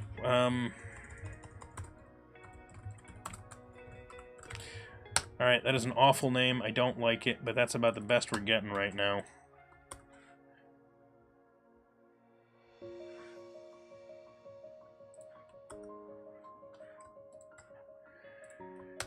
Only because I can't come up with a better name right now. Sorry, everyone. Naming is one of the hardest things. We will fix it later. And see, this is why we did it this way, because now it wants to go rename those symbols, and boom! Fubar should be gone. At least those uses of it, if I didn't leave any others in here somewhere. Boom, all the Fubars are gone from our codebase. Fixed.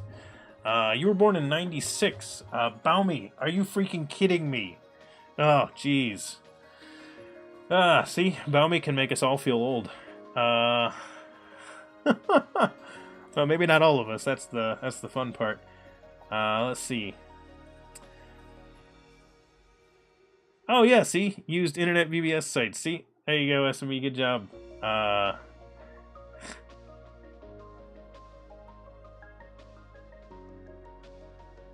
Yeah, Zunjin. Yeah, no, I'm definitely not one of the oldest people on the internet today, but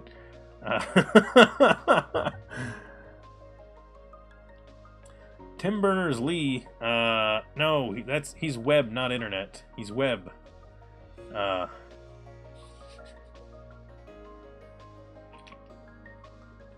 Yes, coding karma. I used phones to get on the internet.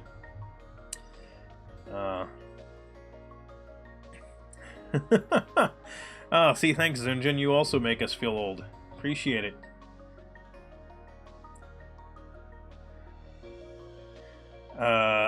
Your first year and you...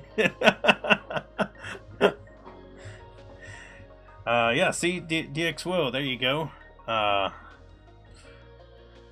Yeah, you're born in 81, you hear someone say they were born in 96. Makes you feel a little old, but it's like, oh, geez, yeah, this... It's good stuff, though. That's what I like about like our community is that, like, and I don't just mean like DevChatter. I mean the developer community as a whole. One of the great things about it is that we get people of all different ages and experience levels. So lots of you end up with a lot of people from. Oh, jeez. You end up with people with all different experiences and all different backgrounds. The other cool thing is that, like, we pull together, like, the internet, because a lot of us, being developers, we, are on the internet in general, and so we interact with people from around the world, so you can get a lot of different experiences. Even our discussion of, like, getting jobs and backgrounds and education and things like that, it is not at all the same no matter where you are around the world. So, like... We were talking about, yeah, if you're like US or UK based, you go to get an education, you're going to end up with debt when you leave. Almost guarantee. Some places, they just pay for it. And the thing I was laughing about is Fuel Snable calling DXWO a whippersnapper. Weaponized Lego, hello! Weaponized Lego must be on the floor, would be my guess. Because you weaponize a Lego by stepping on it. You were born in 90, and you have 2 years of extra... I don't know what that means. Sits in corner afraid to... fishing dev, if you say something in the 2000s, man, we are good. I'm just kidding. We might have someone born after the 2000s. Oh, gotcha, Zunjin. Yeah. Yeah, see?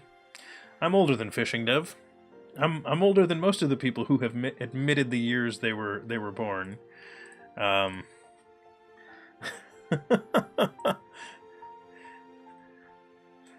That's one of the fun things. Although, funny story, I was at a user group, developer user group at one point, and we were out at so like after the user group, we went out to a bar. And so I don't know if you guys know, but the drinking age in the United States, to be which is going to sound really crazy for the Europeans, is actually 21 years old, if you didn't know that. And so I was 22 at the time, and I thought it was kind of funny because they didn't actually check my ID. And I'm like, which is really weird because you should really check the ID of a 22-year-old that's out at a bar. And no, I was with a whole bunch of people that were mostly in their 30s and 40s at the time. So, like, almost everybody there is old enough, so it'd be really weird for someone underage to be sitting at that table. So I can understand why they didn't, but I commented about it to someone at the table. I'm like, that's really silly. It didn't even card me over that. And the person was commenting that, like, well, yeah, once you worked in a bar long enough, you get used to this. And so I turned to him, like, well, how old do you think I am? And he's like, I don't know, what, 28? And I was like, I'm 22. Like, they should be carding me. Like, this is absurd. So, funny enough, I actually usually get guests like 5 years younger than I am in some places, or older. It depends on the... I don't know, it's weird. Guessing ages of people is difficult. I find it silly. Oh! DXWO, happy birthday! Tomorrow, of course. We'll be streaming tomorrow, so if you're around, I'll say happy birthday to you then. The multi-line sequel string irks me. Feels weird to have it all the way to the left, but not really a good alternative. So, yes, I know, Twitchloff. I don't really have a good way around that either. And it kind of bugs me, but not having it all the way to the left, I think, is going to make it harder to read. That being said, I guess I could do this. But that's also kind of weird. I mean, the white space doesn't really matter in the string, so it's kind of okay. But yeah, you do have a point there. So, I don't know. Twitchloft, but it's a good suggestion. And Walsh and Weaponized Legos, thanks for those follows, much appreciated. Weaponized Legos are one thing, electric plugs give you PTSD. Yeah, I'm not going to step on those.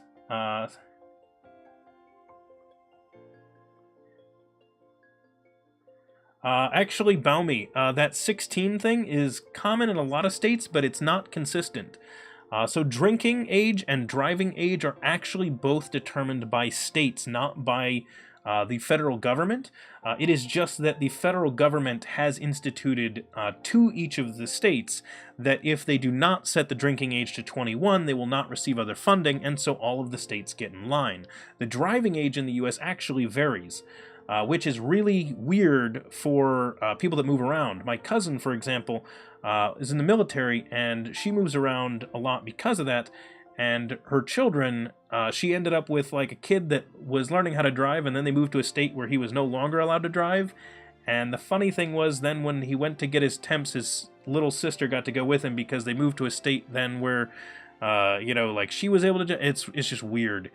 So like I had cousins that were driving at age 14. They had a driver's license at 14. So yeah, you could drive at 14 if you're in one of the small states. It's really, really crazy. I'm not sure if it's still the case, but it was at the time. You just have to be in the states where there are more cows than people. Sushinator, yes, I'm 57 years old. I just look very young for my age.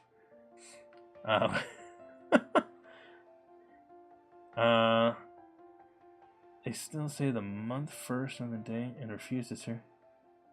Oh, that's funny, Conqueror. Couldn't read your ID because it was month day. That's hilarious. Yes, that's kind of weird. Yeah, U.S. month day year instead of day month year. Yes, fishing dev. Driving age does vary between the states. You get, yep, see, and it carries mentioning it. In Ohio, you get your temps at 15 and a half.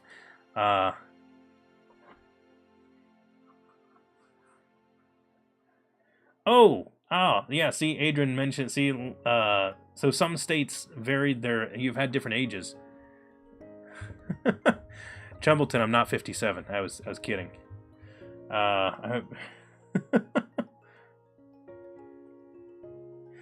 So our states are different than most other states.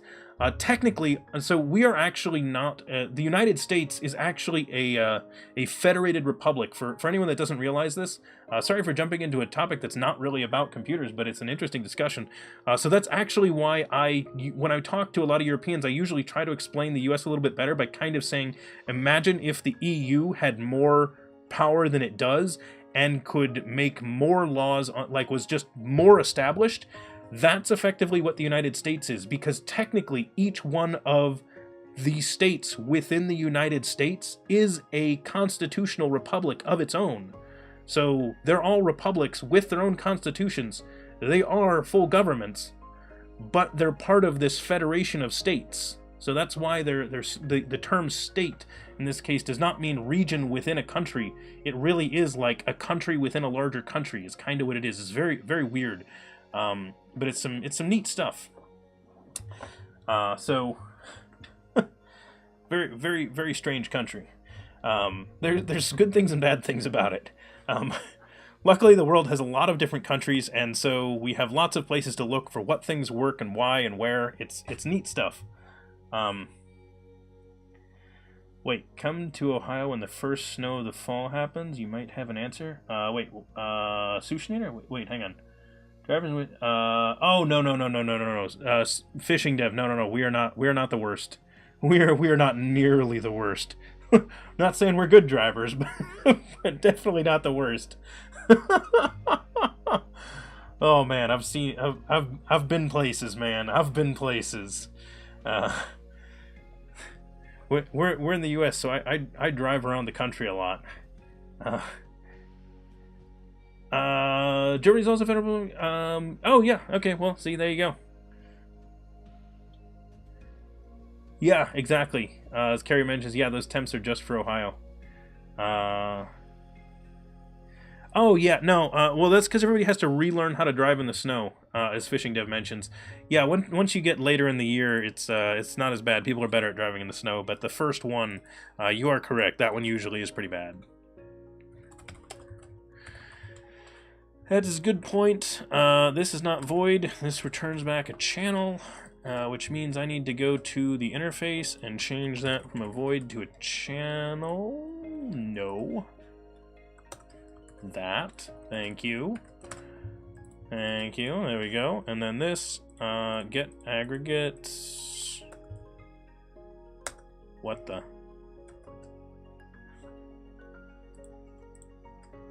What? That's channel. What do you mean?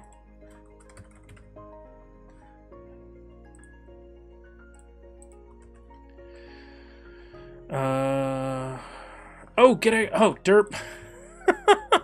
It's not async. That's not a task of that. Yeah.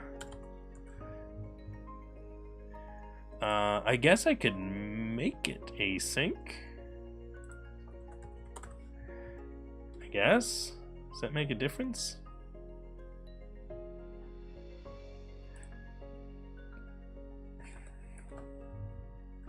I won't. Which means this doesn't need to be either.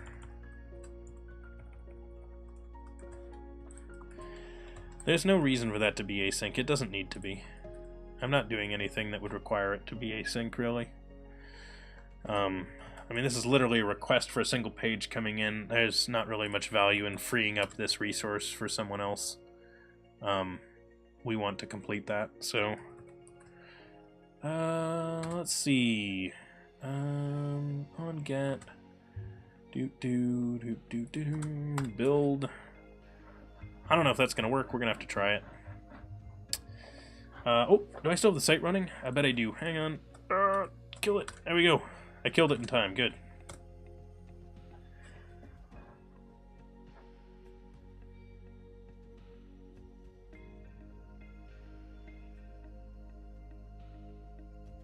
Ah, yes. There you go.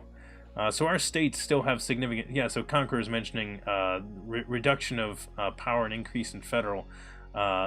U.S. still actually has a decent amount of state power. And that is actually a constant fight within the country over that sort of thing. Where am I from? I'm from Ohio.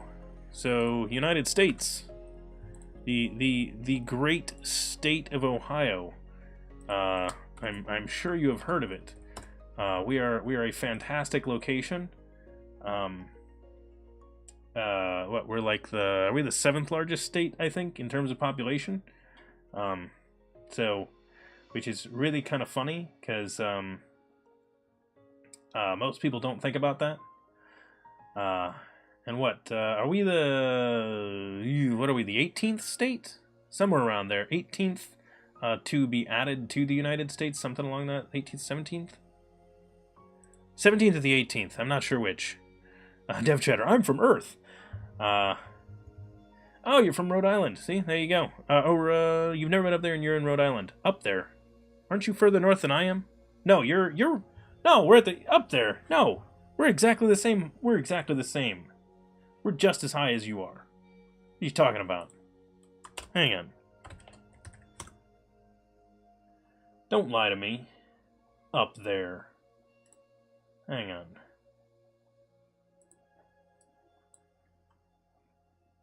Yeah. There's a map. Rhode Island. Go straight west. You get to Ohio. There you go. I'm trying to say up there. Yeah, over there. That's better. Yeah, 7th most populated state.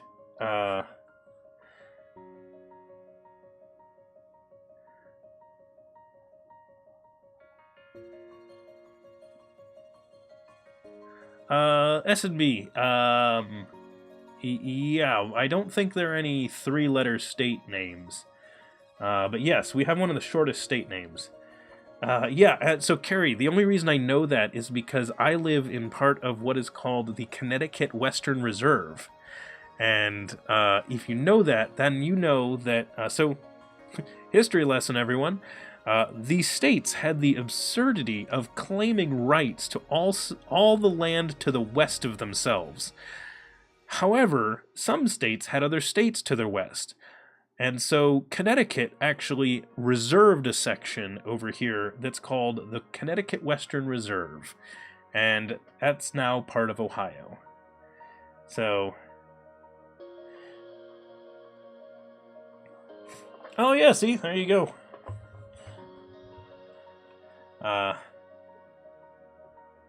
Wait,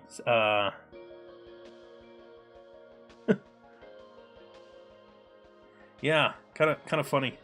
So, yep, if you've ever heard of like Case Western University and things like Western Reserve Academy, there's all. So I'm mentioning this mostly to fishing dev, but all the Western Reserve stuff in our state, that's what that is.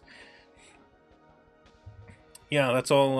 That's all because of that. So I mean, this stuff was done all over there's all kinds of weird stuff in like how everything in the U.S. got structured the way it is. It's really actually very interesting, because it's like the U.S. is basically a country carved out of another, like a continent that was already settled, and there's a lot of weirdness there. But yeah.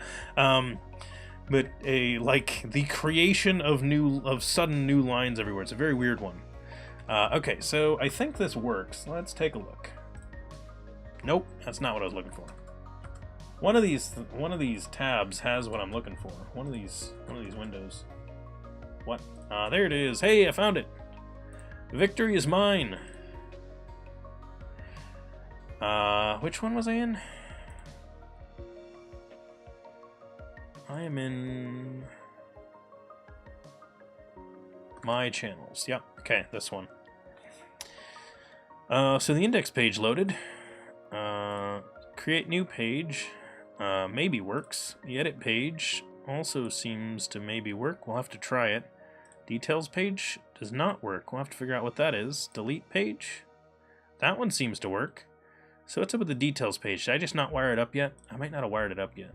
Or maybe I partially did. This is the one that calls get aggregate. And what's it do? Well, attempting. Unable to resolve a service type. Oh, derp. Ah. See?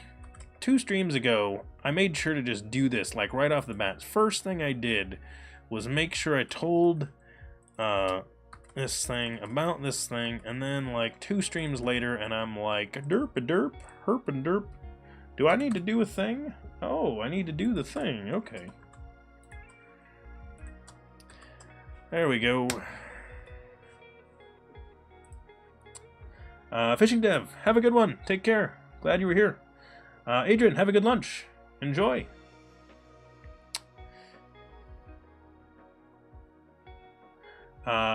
Anything over 30 degrees Celsius. Yeah, that's pretty warm actually. I don't use Celsius, but I prefer things cool. That's why I live around where I do. Scheduled streams is not the name of the object. Okay, I will get the name of the object right. I just guessed. And then it's gonna yell at me.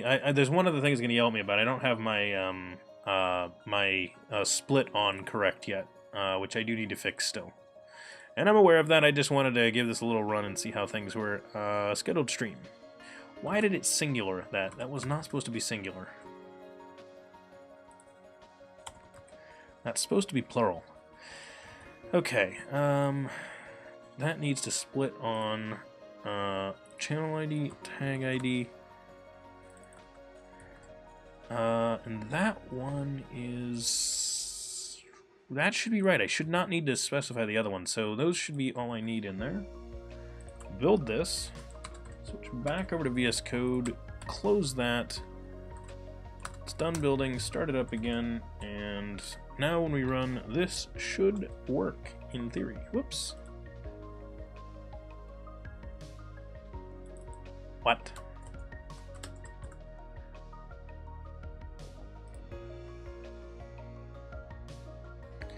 That just bombs entirely. Okay, you win. Visual Studio, I'm gonna run it through you. There you go, Visual Studio. We'll do it. We'll do it. What's your error? 30 degrees Celsius is hot. 35 is very hot. Yeah.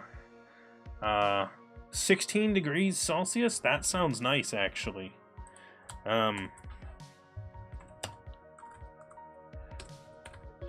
Wait, what is it? Hang on.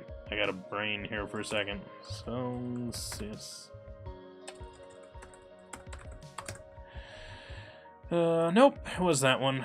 See, I couldn't remember. Oh yeah, that's perfect. For like outdoor weather. Inside a building, I'd want a little warmer than that. But like outdoors in a little bit of clouds, but mostly sun. That would be really nice. Yeah, that'd be good.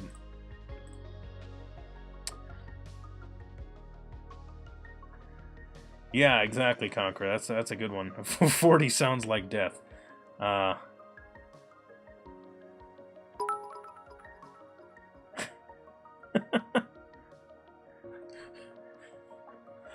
Now the funny part is I don't even see the show love 100. I don't even see that. But Auth Zero Bobby coming in and stealing away the bit leader from Bomi. Just sniped right there.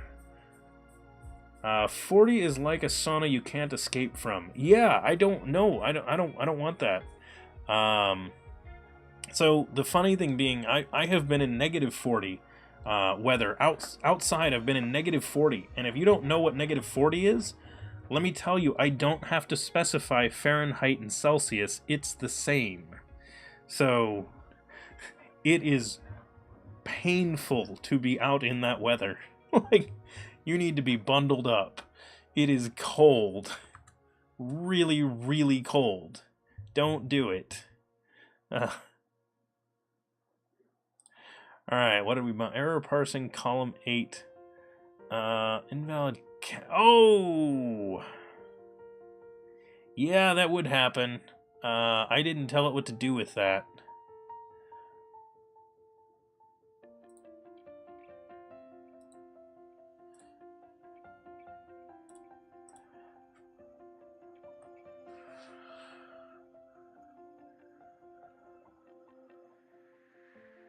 Whew, I'm gonna have to think about that one. Well,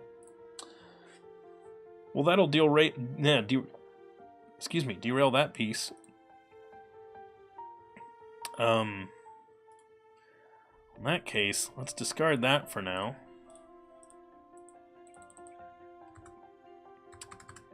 Yeah, no, I'm gonna have to mess with that. That's gonna be an interesting one.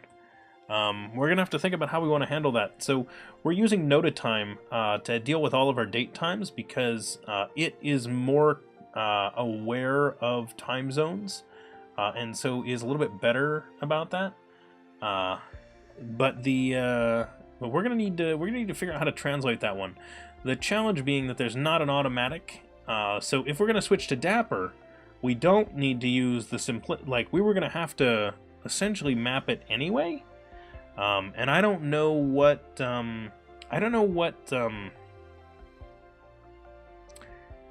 Dapper's gonna do with Notatime anyway. So maybe Dapper can just work with Notatime.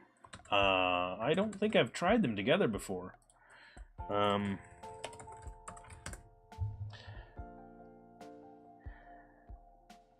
Please add support for Nota time. That's funny.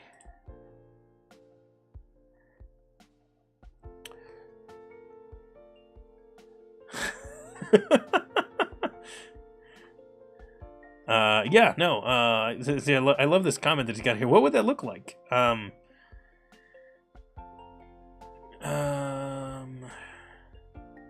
what identity as for EF geometry?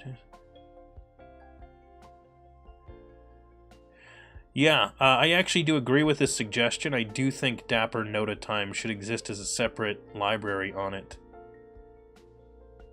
Yeah, exactly.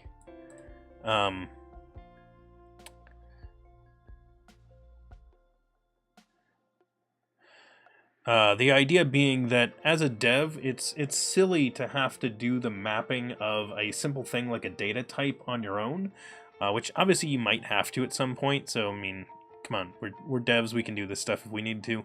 It doesn't need to be out of the box, but it'd be good if there is one, if there can be. And Nota time's big enough that I think it would make sense. So I don't see anything saying this is wired up. Did this ever go anywhere? Still worked on a year ago. Rework for net standard. Dapper Nota time. Okay. This might work. Instant, local date time, local date, local time, offset date time. We don't use... we aren't using those. So that's fine. The ones for this, what we're using are instants. So we use instant for our stream sessions, which are specific points in time. So if we say there will be a stream on February 12th at 1900 UTC, that is an instant in time, and that is what we call a session in our system.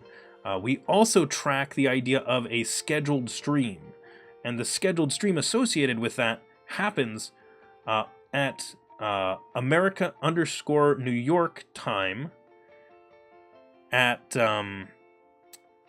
2 p.m., so 1400 local time to that time zone.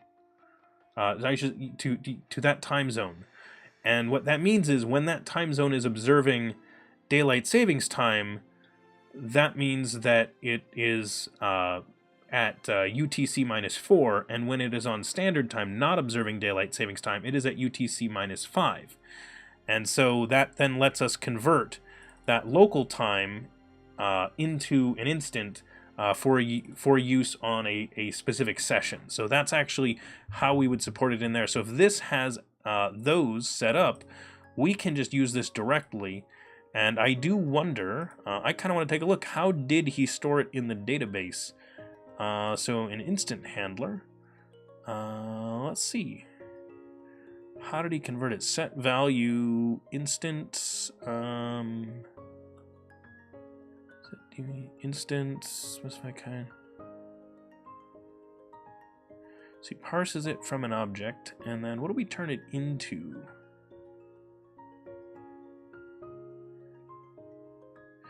Okay, so... Alright, so they're just converting it to the existing ones and using that. So essentially it's a wrapper to do a quick conversion is all they did. I wondered if they would use an aspect of it, because we used number of ticks, but you don't have to go that way. As obvious, because they didn't do it that way. So, okay, makes sense. So we need to get that one. But does everything else work still? I have it. Congratulations, everyone. It just became a cat stream. Say hello to everyone, Dolly. Hi, everyone. The cat is a much better programmer than I am. When you need to pair program, it's important that you grab a cat. They're very good at programming.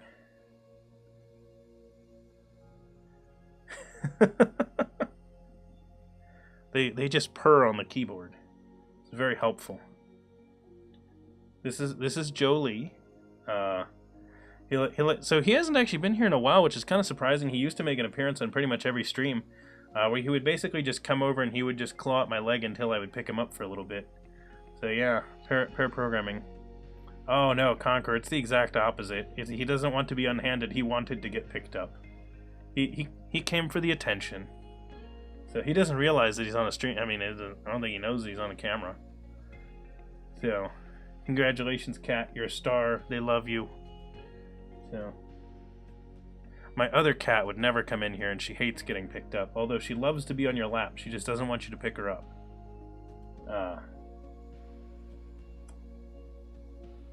The cat smelled the sushinator. Exactly. Yes. You could smell the sushinator from downstairs, and he decided to come up. So, yep, he's a good cat. Do I have any cat memes right now? Not right meow. Cats are the cutest serial killers, exactly.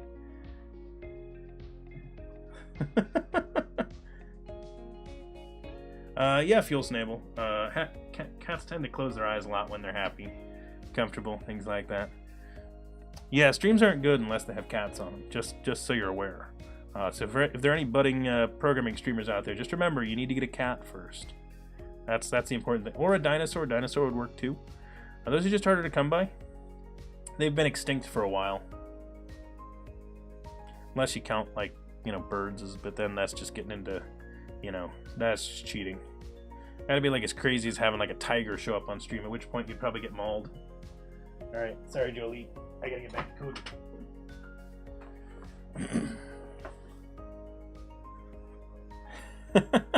Exactly, S&B. Yeah, maybe an alligator. What is this, Florida stream? Florida streamer brings in an alligator.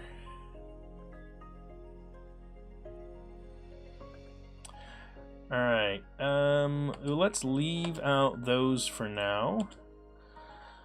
So we'll leave out those changes.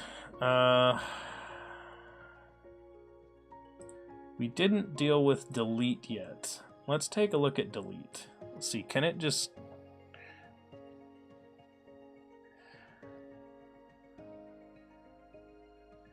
So this one wants to do the same thing that details did and pull in everything. So we can't do delete just yet. So delete and details are the ones that need a little bit of extra. And we'll take care of those. Alright, so this is to do actually write this. Which maybe I might before we do the merge.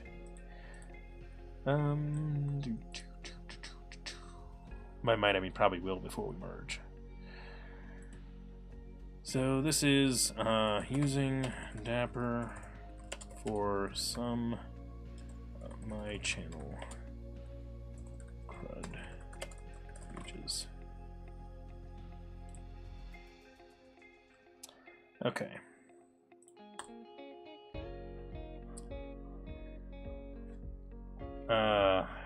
You have a gamer dog. Nice. I've had gamer cats. That so my cats actually love it when I play games because I sit still. Like if you play a console game, because you sit still for a while, and a controller doesn't take up that much space, so they can just kind of get comfy. So you end up with a lap cat while you play a game, especially if it's something like a role-playing game or something that takes a while. They're big fans of those. Okay.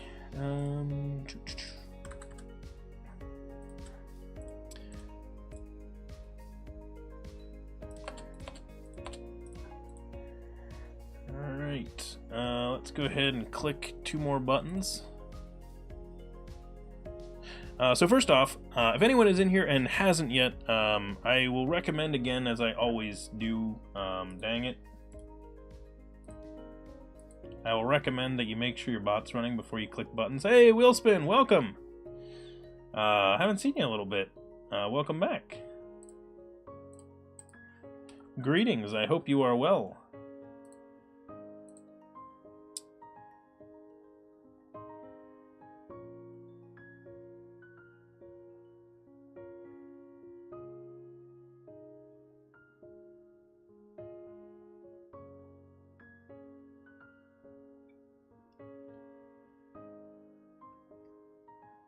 Okay, so where was I? Right, yes. Clicking the buttons. We're clicking the buttons. Yes, that's good to know, Wheelspin. Yes, I use GitHub Desktop. That's funny. You did not quickly understand it.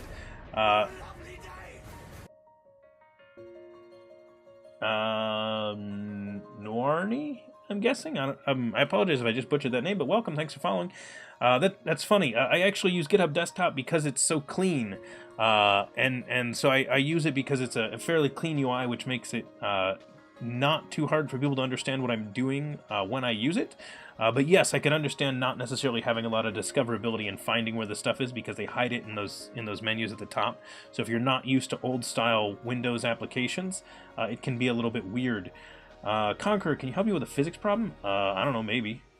I know physics reasonably well, but trying to make a game physics. Got it. I understand now. You're trying to get your guy into a game, not fall to the ground. Yeah, that's a weird one. The simple approach, as far as I know, because I haven't actually messed as much with that, you don't want to display characters as their sprites. You usually want to do some kind of approach with like a bounding box around them. And usually when people are doing that sort of thing, what you end up with is characters generally are some kind of a circular shape so that they can go up and down hills. So like the points of contact are rounded. So like, you know, if you have a round object, it's easier for that to go up a hill, whereas a flat object can catch things. So that's why you want to make sure the base of your object is round. If you're going to take that kind of approach. Although I would caution against writing. I mean, if you're just writing a physics engine for the sake of it because you want to do it, cool. But if you are trying to actually build a game, I would recommend, if you're getting into physics, that you take a look at using an engine that does that for you.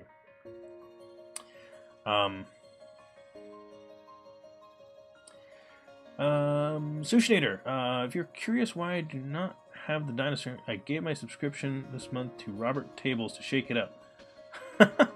Yeah, no, I've seen him around before. I don't know if Robert Tables has been over here, but yeah, I will probably check him out at some point. I know he's another one of the guys that is trying to get started in streaming, and obviously support that. So, if you had a special here, that's good. Glad we have a gamer dog that's pleased here. Are there decent? Oh, feature creep. I am not sure where to do that. So I actually just leverage the existing Twitch channel controls for catching. There's auto moderator tools inside of Twitch already that generally catch profanity. I didn't write my own profanity check. I bet there are. I would just Google for them, for like lists of profanity that bots can use.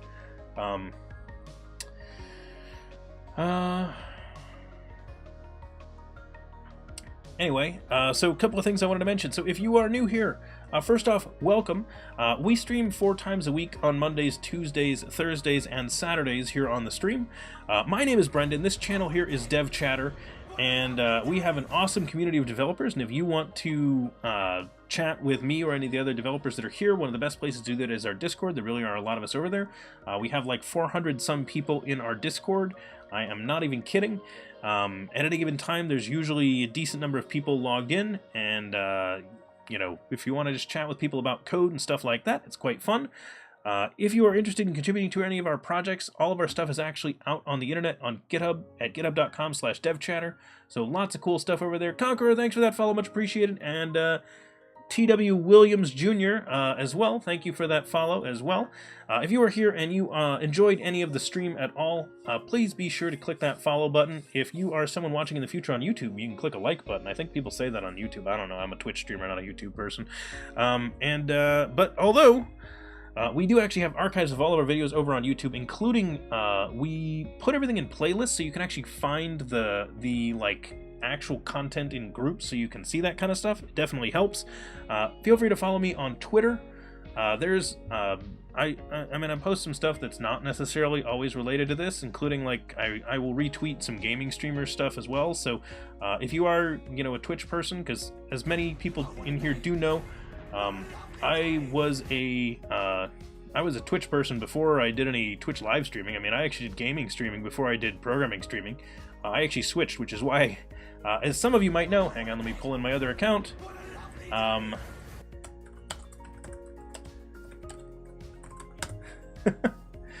So the funny thing being, many of you know, and that's actually why I list it down here. On the internet, you can usually find me as Brandonius. That's actually where I am on Twitter as well. So Brandonius is usually the name I am. But on Twitch, I used to use Brandonius to do gaming streaming, though I never really got too into it. I would just every once in a while just stream some gaming stuff. I had some friends that watched, and that was about it. But then at one point I was like, you know what, I want to do programming streaming. Although the funny thing is I'd wanted to do programming streaming before I even did the gaming streaming, but I just never did because I didn't really think that it would work, and then Twitch was kind of negative on programming streaming for a little while there. But anyway, I did eventually start, and it was kind of cool. But yeah, good stuff. Things coming in the future. I still want to bring on some guests. I'm hoping I can convince Carrie to join, so peer pressure. I don't normally peer pressure like I just did right now, but I think she's here, and she's, you know, now had me directly call her out, which pretty much forces her to me now, because how could you possibly back out? I mean, got a public invite, and now the community is going to be like, oh yes, that sounds awesome, and it'll be cool. And other things I want to mention, I want to continue... Wow, she even chimed in. I didn't think she would. I figured she'd be like, nope, not taking that bait. Not going to say a thing. No, I left. Yeah, see? Thanks, S&B. So, a couple of other things. I want to actually schedule other guests as well. We're going to continue working on this project because I think it's a good one. At some point, coming up soon, I want to do some more of our katas and programming exercises, because it's been a little while since I have done one of those streams, and I kind of want to. I know that a lot of people like them, because it's interesting to see like those encapsulated problem solving approaches, and I do like doing them. They're a lot of fun. Other stuff coming up. Sometime in the next couple of weeks, I apologize, I'm going to probably cancel a stream, but we'll see which one that one is. You know, client stuff and things like that get in the way sometimes, so I'm gonna have to cancel one. We'll see. And other than that, our next stream is going to be tomorrow's stream, and that is at 2 p.m. Eastern Time, which, if you don't know, maybe you can convert from UTC for your own. That is 1900 UTC. So if you need help converting that, 1900 is, of course, 7 p.m. UTC. So if you know where you are off from UTC, you can go ahead and convert, and that will help you out. And then other than that one, I have been playing with the idea of at some point doing a gaming stream here on here, and I don't mean game development, I mean actually doing a gaming stream at some point. So I don't know if I want to do one here, or if I want to do one on my other channel and just rate it after this. I don't know. We'll have to figure that out at some point. But either way, it has been an awesome stream. I am going to wrap here, because I didn't want to do a super long stream today, so we've been going for more than 2 hours, I think. Pretty sure. Let me check with the bot. Bot says we've been going for over 2 hours.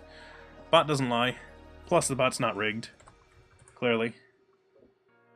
No, Simon, I wasn't planning on playing Factorio. Although, I guess I could. I've never played it. And Conquer, I missed what your question was. I might look it up later.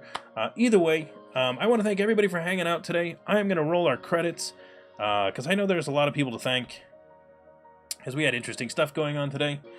So, first off, I want to make sure that I shout out to our bit combatant contestants, Auth0, Bobby, Baumi, Adrian Hall, and Carrie. Thank you for those biddies, much appreciated. And then we had S&B and Stoolpenner, I think, were the main mods that were here, although we had Lucky for a little bit as well. All of these wonderful people who followed us during the stream, thank you. And Nate for the resub, Twitch Prime resub. Should be an awesome one. As I said, we will be back tomorrow for another stream, and should be fun. So hopefully you all enjoyed that, and we will see you tomorrow. And I'm actually, you know what, I should click this link. It's a better link to click.